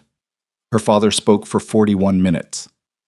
He spoke carefully, precisely, the way he did everything: dates, names, transaction references, account numbers, the specific mechanism by which Malcolm Cross had, over 7 years following Edmund's death, systematically restructured the company's legal architecture to eliminate any reference to the original partnership, had falsified incorporation documents, had bribed 2 attorneys and 1 state filing official, and had ultimately arranged for Gerald Parker to be reclassified in company records as a founding consultant rather than a co-founder, a change that stripped him of ownership interest and removed his name from the living documents of the enterprise he had helped build from nothing. And then, near the end of this tape, her father's voice changed. It got quieter. Not less certain. More certain, actually, with the particular tone of someone who has decided to say the important thing and is making sure it lands. "I've taken a meeting with a state AG investigator," he said. "Thursday. I have the documentation. I've made copies. If something happens before Thursday, Evie, the partnership agreement is real. The codicil is real. Edmund Cross wanted you to have what's yours. Malcolm Cross spent 30 years trying to make sure you never knew it existed. Don't let him." The tape ran for another few seconds of silence and then clicked off. The storage unit was very quiet. Rebecca stood at the entrance with both hands in her coat pockets and did not speak. "He died on a Tuesday," Evelyn said. "The meeting was Thursday." "I know. Rebecca said. Evelyn put the player down. She looked at the boxes around her. 30 years of her father's careful, precise life, organized and labeled and stored in a climate-controlled unit he'd kept paying for even when he was gone, as if some part of him had known she would need to find it. She picked up the partnership agreement. She picked up the codicil. She put them and the tape into the bag with the ledger and the files. She stood up. Her knees ached from the concrete floor. Her back hurt. She was 8 weeks pregnant, and she had been awake for most of 2 days, and she was standing in a storage unit in Trenton, New Jersey, holding evidence that made her the rightful co-owner of a billion-dollar corporation. Evidence that Malcolm Cross had spent 30 years and apparently at least 2 lives trying to ensure she would never find. She zipped the bag. "What do we do with this?" Rebecca said. It wasn't a professional question. It was a real one. The question of a woman who had spent the last 36 hours reassembling her understanding of what she was dealing with and was now looking at the new shape of it. "We can't take it to your FBI contact," Evelyn said. "No. We can't take it to any agency that Malcolm has had time to place people inside." "No. We need somewhere public, somewhere so visible that the act of suppressing it becomes more dangerous than the evidence itself." She looked at Rebecca. "A journalist. Someone with enough institutional protection that—" Her new phone rang. They both looked at it.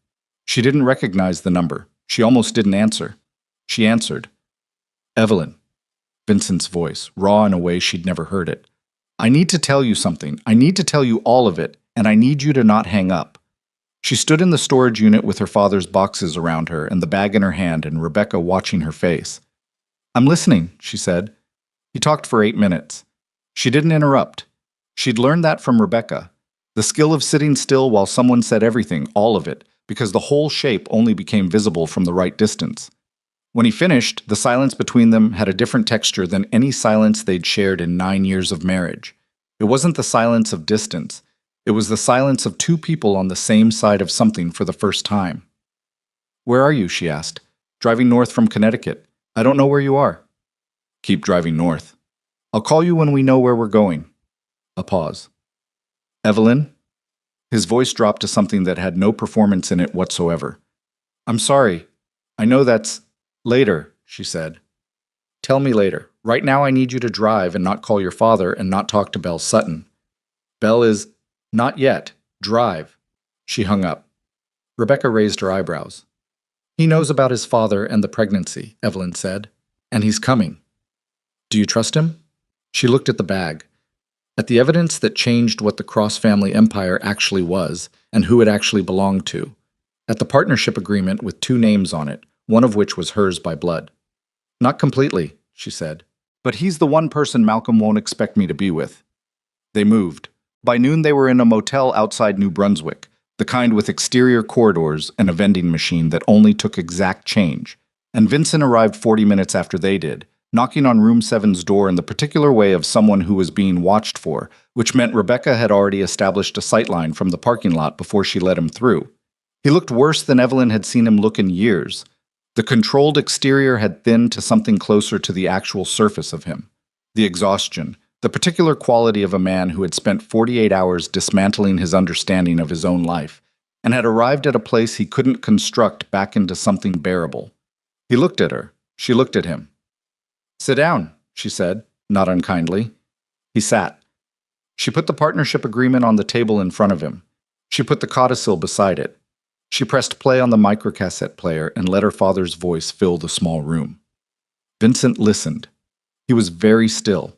His hands were flat on the table and his eyes were on the middle distance, and he listened the way people listened when they were hearing something that was rearranging the furniture of everything they knew, piece by piece, methodically, without asking permission. When the tape ended, he sat for another moment. "My grandfather," he said. "He knew," Evelyn said. Edmund knew what Malcolm was doing. The codicil was his way of trying to undo it. Malcolm would have known about the codicil, which is why he spent 30 years making sure I never knew my father was more than an accountant. Vincent looked at the documents on the table.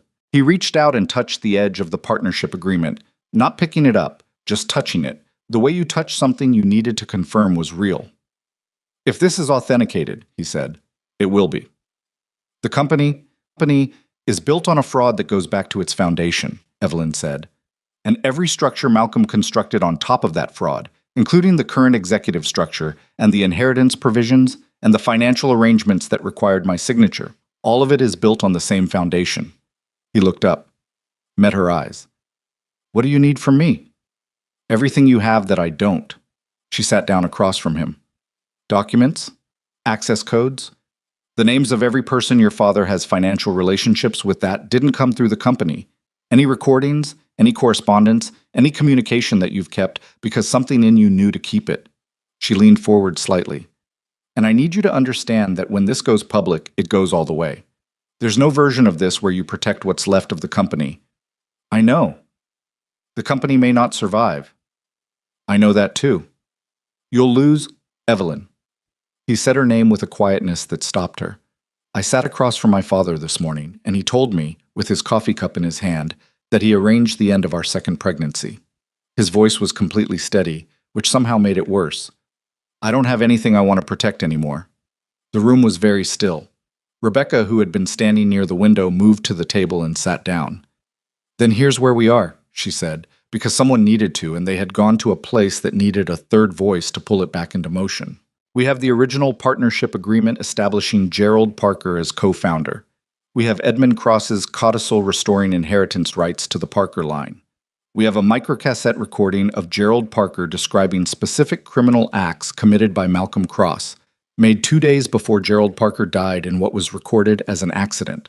We have 43 fraudulent transfer authorizations bearing Evelyn's signature, traceable to the same credential system Bell Sutton designed. We have the original ledger that shows the numbers as they actually were before any restructuring. And we have, she looked at Vincent, a willing insider with personal knowledge of current executive conduct.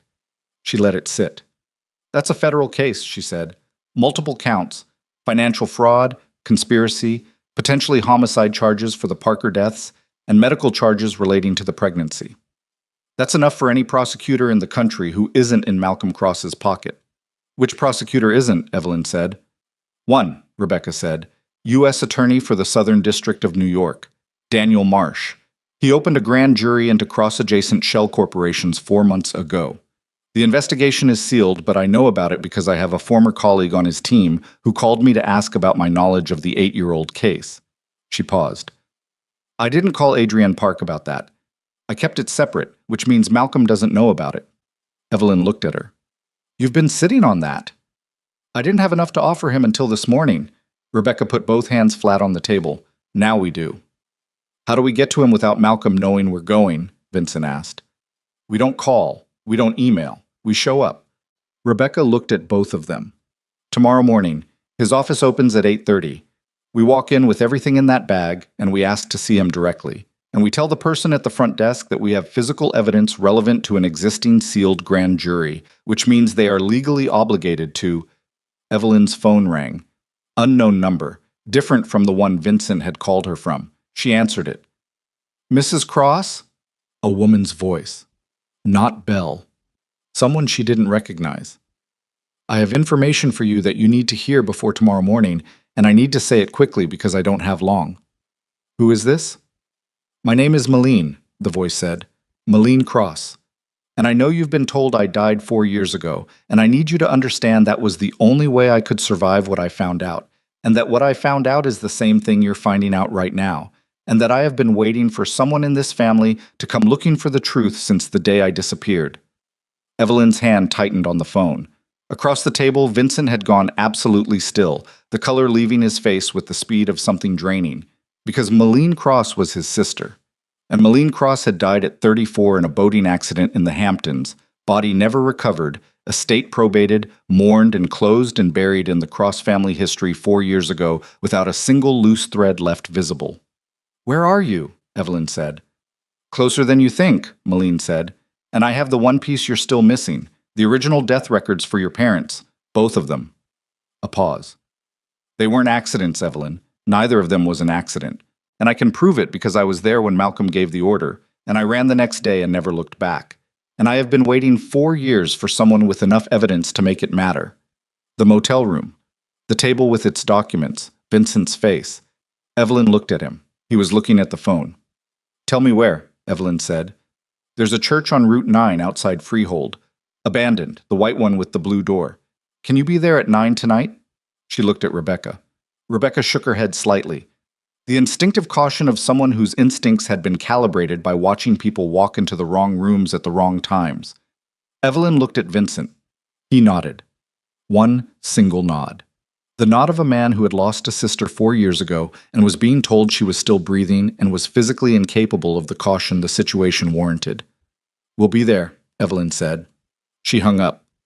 The three of them sat with what had just happened. "It could be Belle," Rebecca said immediately. "It could be a trap." "It could be," Evelyn said. "It probably is."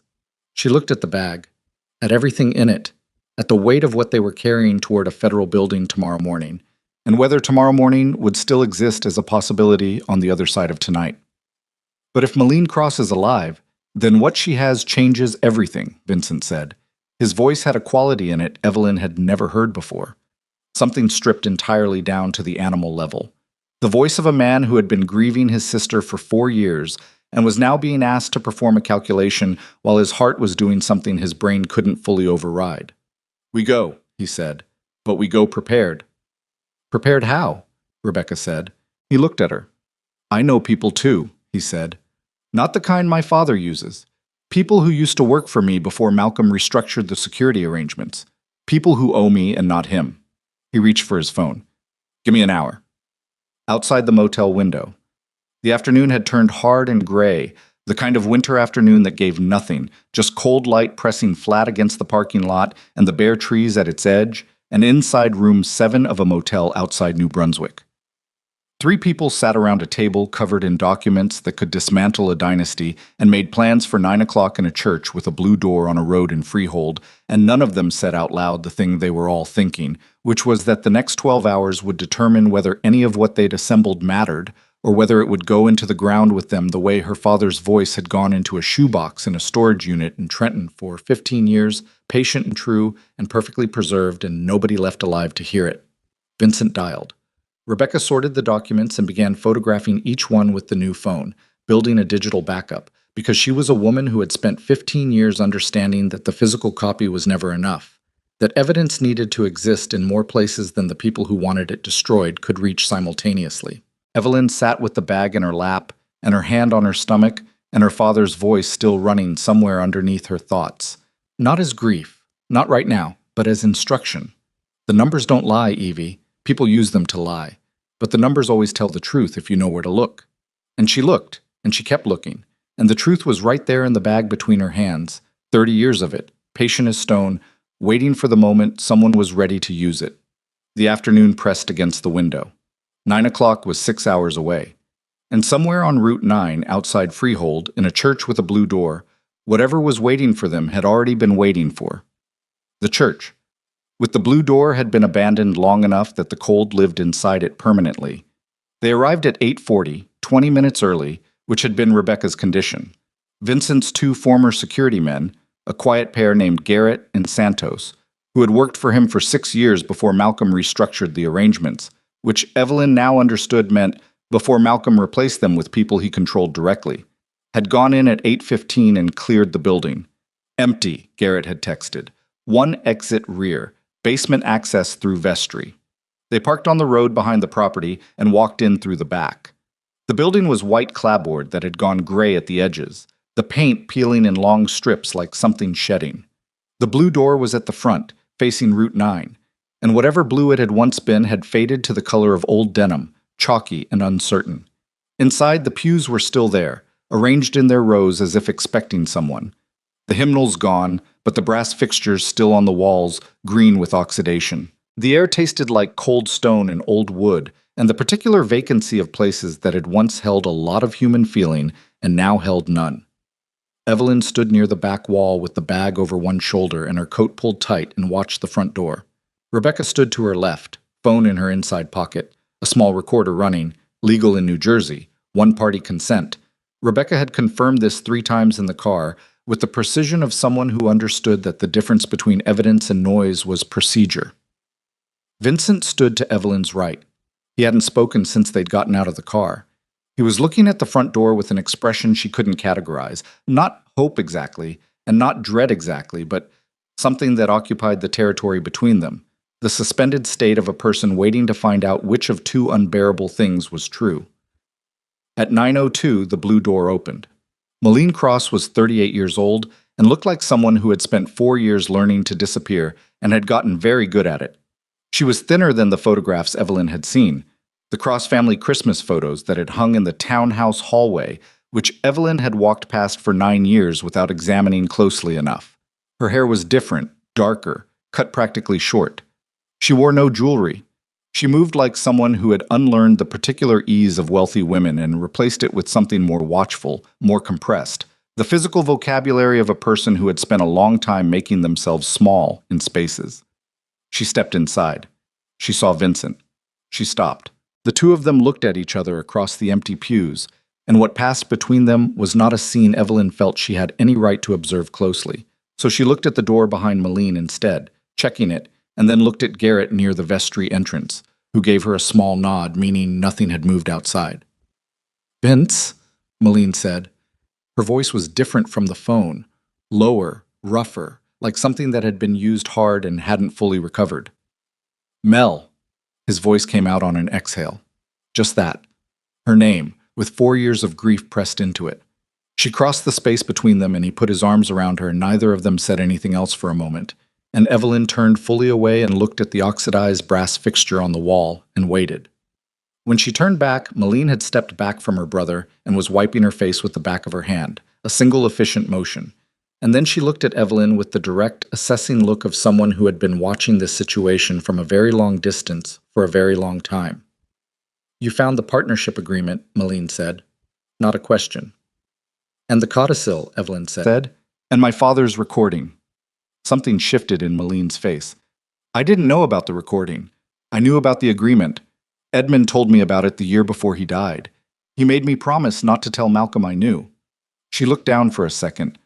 "I kept that promise longer than I should have."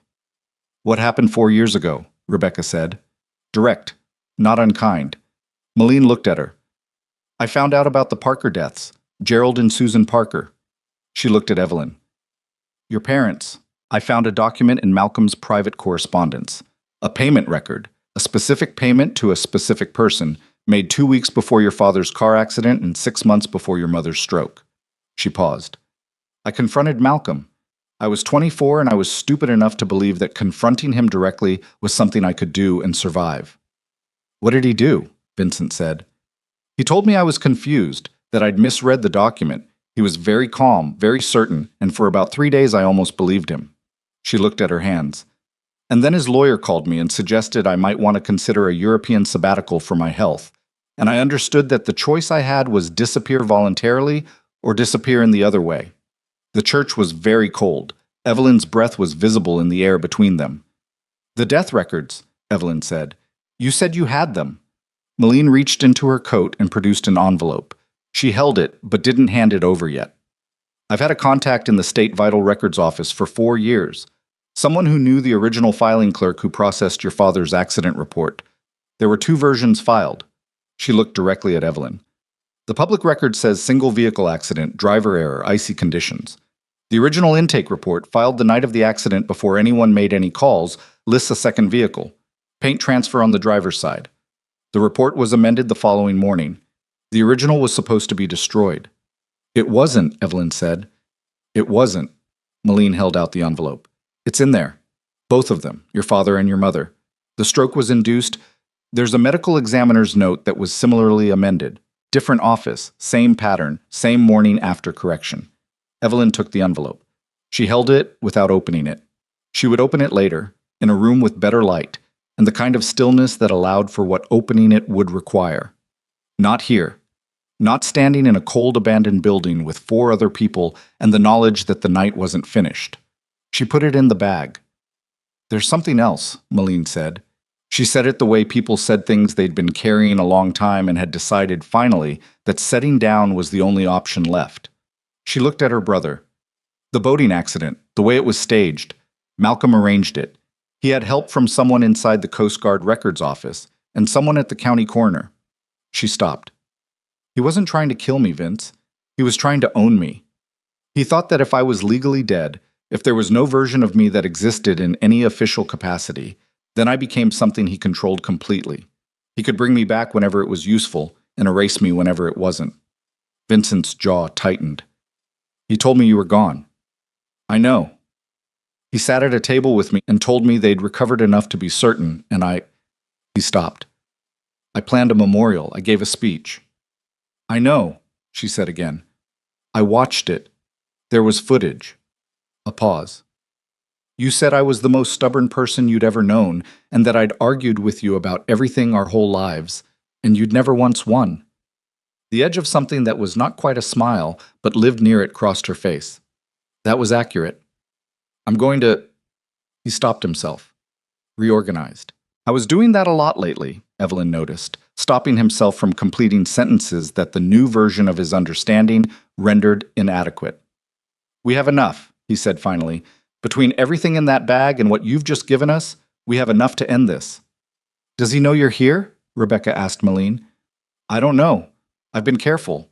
But 4 years is a long time to be careful and never make a mistake. And I've been moving around since the phone call because I knew that once I made contact, the rear door opened. Not Garrett, not Santos. 2 men Evelyn didn't recognize, and behind them, moving through the vestry entrance with the unhurried confidence of someone who had made a decision and was past the point of reconsidering it, Belle Sutton. She was wearing a dark coat and no expression, and she looked at the group assembled in the nave of the abandoned church with the eyes of someone doing a rapid inventory. Garrett and Santos were behind her, which meant they hadn't stopped her, which meant, "They're with me," Belle said, answering the question before it was asked. She looked at Evelyn. I called Malene this morning. I gave her the number to use to call you. She looked at the bag on Evelyn's shoulder. And I need you to listen to me for 3 minutes before you decide what to do with that. You set this up, Rebecca said. Her voice was the temperature of the room. I arranged the contact, yes. Belle took 3 steps into the space and stopped. She was not moving toward them aggressively. She was moving the way you moved when you needed people to not feel cornered. The men at the Lancaster house, that was Malcolm, not me. I found out he had your location when he told me you'd been located and that he was sending someone to retrieve the ledger. I didn't tell him I'd spoken to Vincent. I didn't tell him about Malene. Why should I believe that? Evelyn said. Because if I'd wanted to stop you, I had 4 opportunities in the last 48 hours, and you're still standing here. She looked at Evelyn directly. I built the credential system that was used to frame you. I did it because I was told a story I chose to believe because believing it was convenient for me. And I have spent the last 2 days trying to decide what that makes me, and I haven't come up with an answer I'm comfortable with. A pause. But I know what I need to do now, and I need the bag. No, Evelyn said, not to take it. Belle reached into her own coat and produced a drive. To add to it, I spent last night pulling everything I had access to from the company servers. Correspondence, internal communications, the full thread of Malcolm's direct orders going back 11 years, including, she paused, communications regarding the medical arrangements for your second pregnancy. Written. His words. Specific and unambiguous. She held the drive out. This plus what you have is not just a federal case, it's a conviction. Nobody moved for a moment. Then Evelyn crossed the space and took the drive. She looked at it, looked at Belle. If this is everything you say it is, you've just destroyed yourself. I destroyed myself when I built that system, Belle said. I'm just deciding what to do with the wreckage. They were in Daniel Marsh's office at 7:15 the following morning, not 8:30 when it officially opened. 7:15, because Rebecca had called his personal cell at 11 the previous night, a number she had from the colleague on his team, and had said 4 words, sealed grand jury, come early. And Marsh, who had been running a grand jury inquiry into cross-adjacent shell corporations for 4 months, and who had been waiting for the fracture that would turn a sealed inquiry into an open case, had said, how early? He was a compact man in his late 50s with the face of someone who had spent a career being disappointed by people and had not yet let that disappointment become cynicism, which Evelyn thought required either enormous stubbornness or enormous faith in something, and she didn't know which. He sat across from them at a conference table and listened without interrupting for 1 hour and 40 minutes. His 2 assistants took notes. A third operated a recorder. At the end of it, he looked at the documents spread across the table and the drive and the microcassette player and the original ledger and the photographs Rebecca had taken as backup, and he sat for a moment in the particular stillness of someone whose professional instincts are running very fast behind a composed face. The recording of Gerald Parker, he said. The microcassette. Chain of custody. Continuous, Rebecca said. Storage unit secured under automatic payment from Parker's estate account. Key held by his daughter. Unit accessed for the first time yesterday morning in my presence. The partnership agreement and codicil. Original documents, Parker's handwriting confirmed by a signature comparison to his existing estate filings. Edmund Cross's handwriting on the codicil confirmed by, I'll need independent authentication. Of course. I can have originals ready for your document examiner within the hour. He looked at Evelyn. You understand that your possession of the physical ledger creates a chain of custody question that we will need to address carefully. I understand. Your status as a household resident and legally married spouse of the company's executive officer creates a defensible access argument, but it will be challenged. I know. And you're willing to testify? Yes. He looked at Vincent. And you? Yes, Vincent said, including testimony regarding your father's statements to you directly on the morning of every word, Vincent said. I remember every word. I've been going over it since I left that house. Marsh looked at Malene. And you are legally alive, she said. I've never not been alive. I've been in legal limbo for 4 years because of a falsified death record, which is itself a crime we can add to the list. He almost smiled. Almost. Ms. Cross, the living one, I'm going to need you to formally reestablish your legal identity before we can use your testimony, which is a process that will take, I know an attorney, Rebecca said. She can start that process today. He looked at Belle. Belle looked back at him with the expression of someone who had already made their calculation and was done second-guessing it. Ms. Sutton, he said, you understand that what you've provided constitutes both evidence and a confession of participation in the credential fraud. Yes, Belle said. I have counsel. I'm prepared to cooperate fully in exchange for consideration on the participation charges. That will be a conversation between your counsel and this office, he said. I can make no promises this morning. I know, Belle said. I'm not here for promises. He gathered the documents with both hands, aligning them carefully at the edges, and looked at the assembled group across the table. Evelyn, with the dark circles under her eyes, and her coat still on, and her hand resting flat on the table, with the particular stillness of someone who has stopped bracing for the blow, because the blow has already landed, and they're still standing. Rebecca, composed and precise, the way she always was, the way Evelyn suspected she was in every room she'd ever walked into. Vincent, who looked like a man who had put something down that had been very heavy and was only now feeling the full extent of what carrying it had cost him. Malene, who was looking at her brother with an expression that had no name except the specific unnamed feeling of someone seeing proof that the world they'd written off still contained something real. I'm going to make some calls, Marsh said. He stood. I need the room for 15 minutes. There's coffee outside. Don't discuss anything in the hallway. He walked out. The door closed. The 5 of them sat in the conference room with the morning light coming in hard and flat through the east-facing windows, and nobody said anything for a moment because there was a particular quality to the silence on the other side of something enormous. The silence that wasn't emptiness but fullness, all the pressure of the thing that had been pressing outward, finally released. It's done, Malene said quietly. It's starting, Rebecca corrected, not harshly, accurately. Both, Evelyn said. Malcolm Cross was arrested at his Connecticut house at 11:17 that morning. Evelyn wasn't there.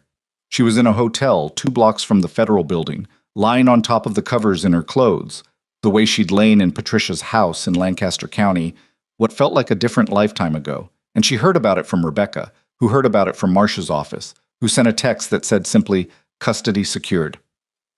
She lay there for a long time after. She wasn't asleep. She wasn't crying. She was doing something that didn't have a name, something that was mostly just the act of being still in a room where nobody needed anything from her for the first time in longer than she could calculate. The baby was fine. She'd had a confirmation call with her OB that morning, brief, factual, the heartbeat strong for 8 weeks, everything measuring correctly. She'd held the phone pressed tight against her ear and listened to the doctor say, "Everything looks good," Evelyn, and had not allowed herself to feel the full weight of what those 3 words meant, because the full weight of them would have to wait for a moment when she had more structural support to receive it. She allowed herself a small portion of it now, alone in the hotel room. Everything looks good. She put her hand on her stomach and left it there. The arrests came in waves over the following weeks. Malcolm first, then his personal attorney, then the physician who had treated Evelyn during her second pregnancy, a man named Cordell, who had his license suspended within 48 hours of his name appearing in the federal filings, and who cooperated, rapidly, and without dignity, the moment his own exposure became clear. Bell's information about the internal communications produced 11 more names across 2 weeks: executives, a filing official, a Coast Guard records clerk, a county coroner's deputy, the 2 men who had been at the Lancaster County property and who turned out to be private contractors Malcolm had been using for a decade for what his internal correspondence called environmental management, which was the phrase he used when he meant something he didn't want to name directly. The credential fraud case against Bell was reduced to a single count in exchange for her cooperation. Her attorney negotiated competently, and she received a suspended sentence and 5 years probation and the permanent end of her career in corporate communications, which was not nothing and was less than what she'd done and more than what some people thought she deserved. She did not look for Evelyn's forgiveness. She didn't think she'd earned the right to ask for it. This struck Evelyn, when she heard it, as possibly the most honest thing Belle Sutton had ever communicated. The partnership agreement was authenticated within 3 weeks. Edmund Cross's codicil held up under examination with the solidity of a document written by a man who understood that what he was writing might need to survive a long time. The legal case establishing Evelyn's standing as co-founder's heir took 11 months to finalize.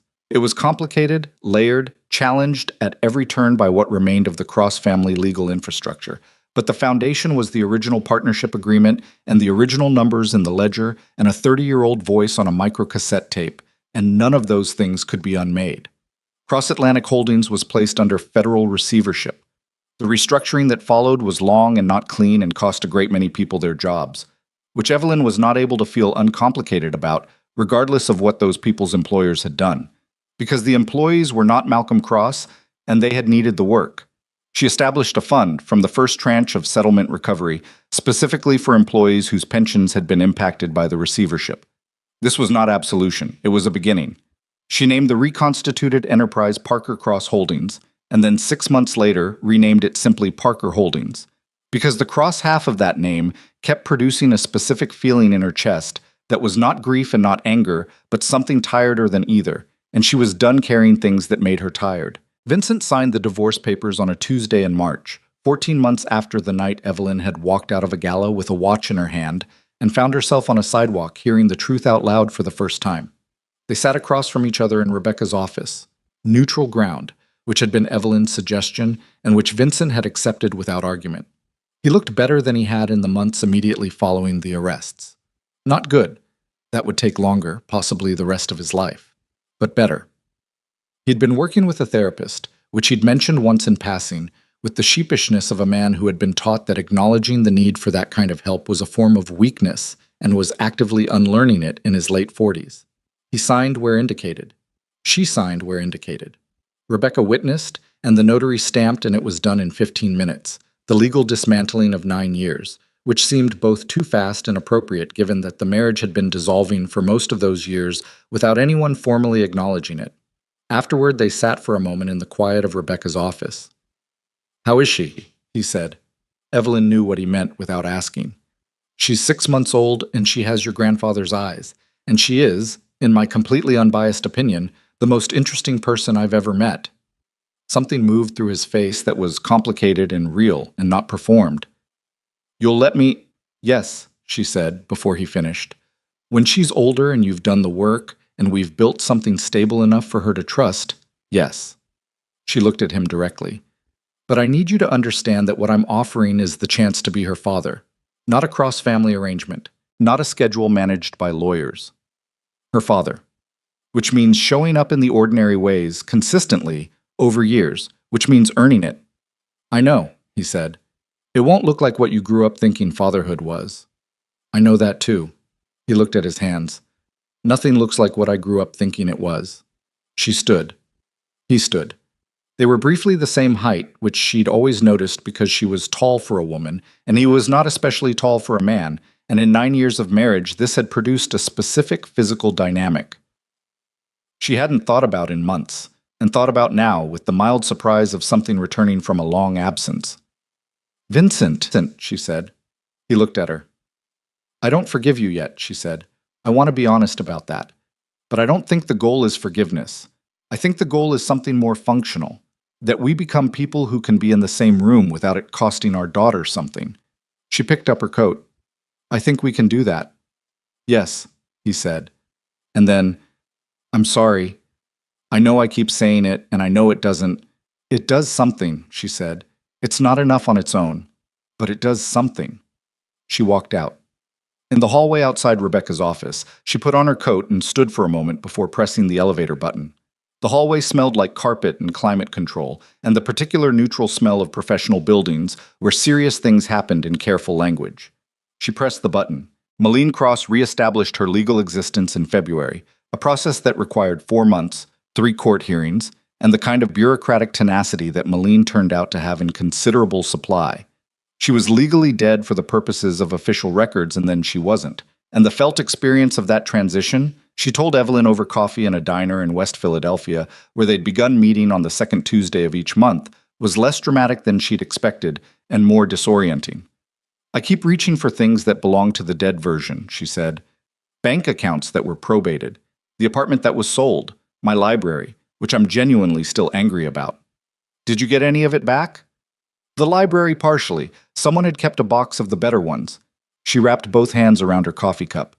I filed a civil claim against my father's estate for the 4 years. I don't expect to win. I just want it in the record. She and Evelyn were not close in the way of people who had always known each other.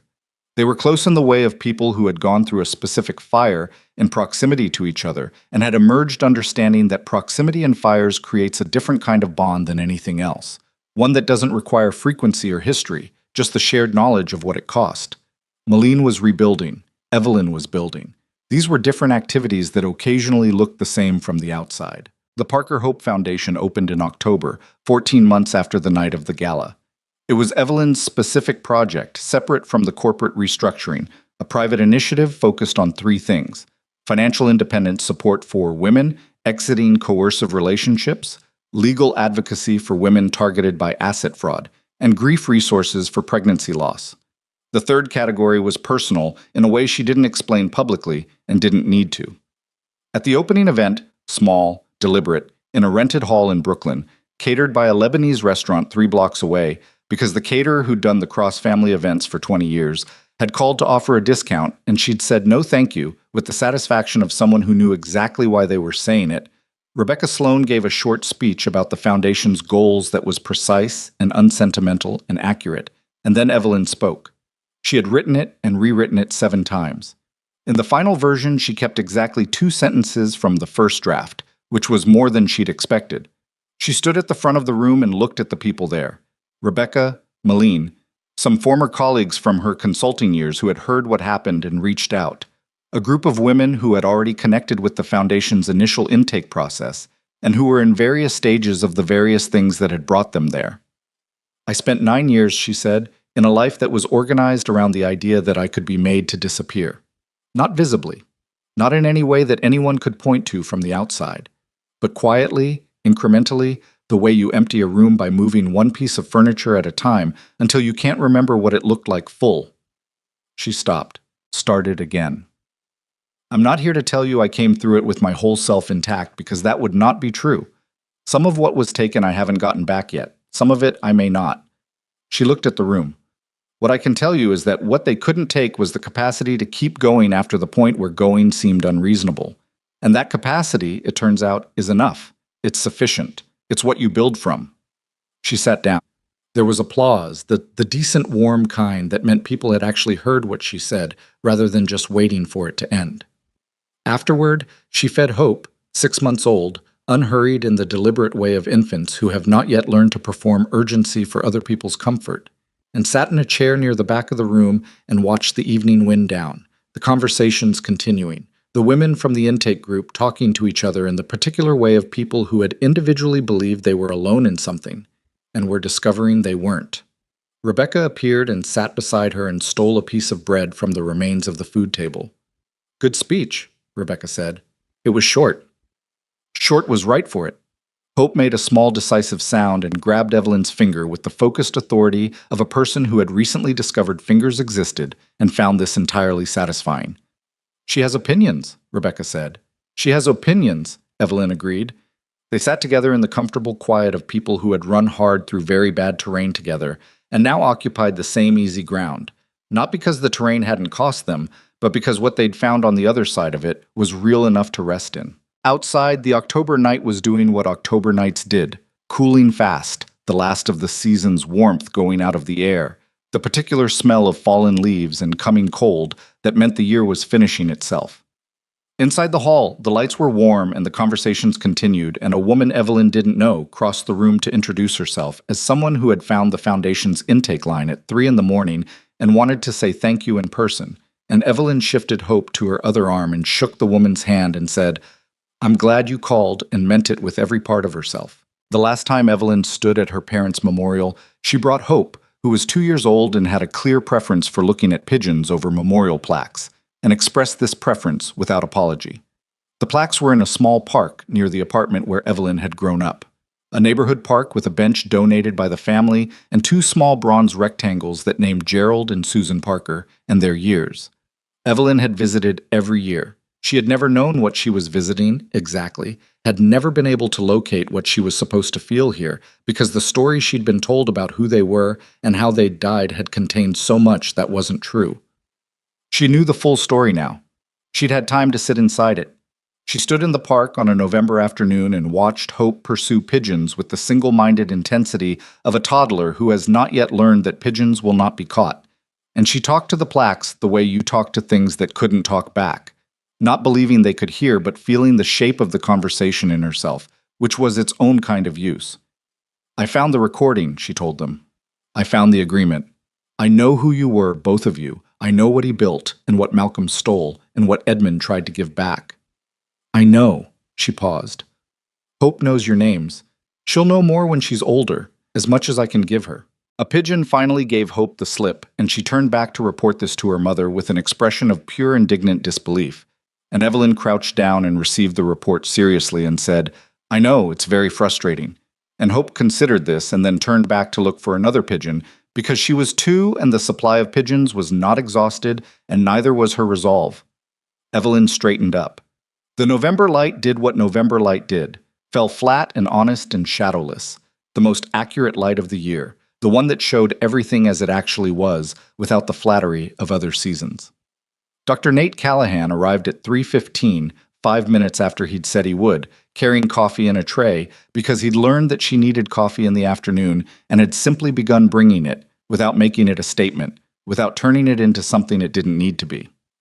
He was a quiet man with the kind of steadiness that had taken Evelyn almost a year to trust, because she'd lost her reference point for what steadiness that wasn't control actually felt like. He handed her the coffee. He crouched down and said hello to Hope, who ignored him momentarily and then decided he was acceptable and offered him a piece of gravel she'd found, which he accepted with appropriate gravity. "Good memorial?" he said. "Good," she said. And it was. It was good in the specific way that things were good when they'd been paid for properly. Not easily, not without cost, but with the full price of them settled, the account cleared, the thing finally owned rather than borrowed against an unexamined debt. She drank the coffee. Hope found another pigeon. The November light held everything exactly as it was. And Evelyn Parker. Not Cross. Not anymore. Parker, her father's name.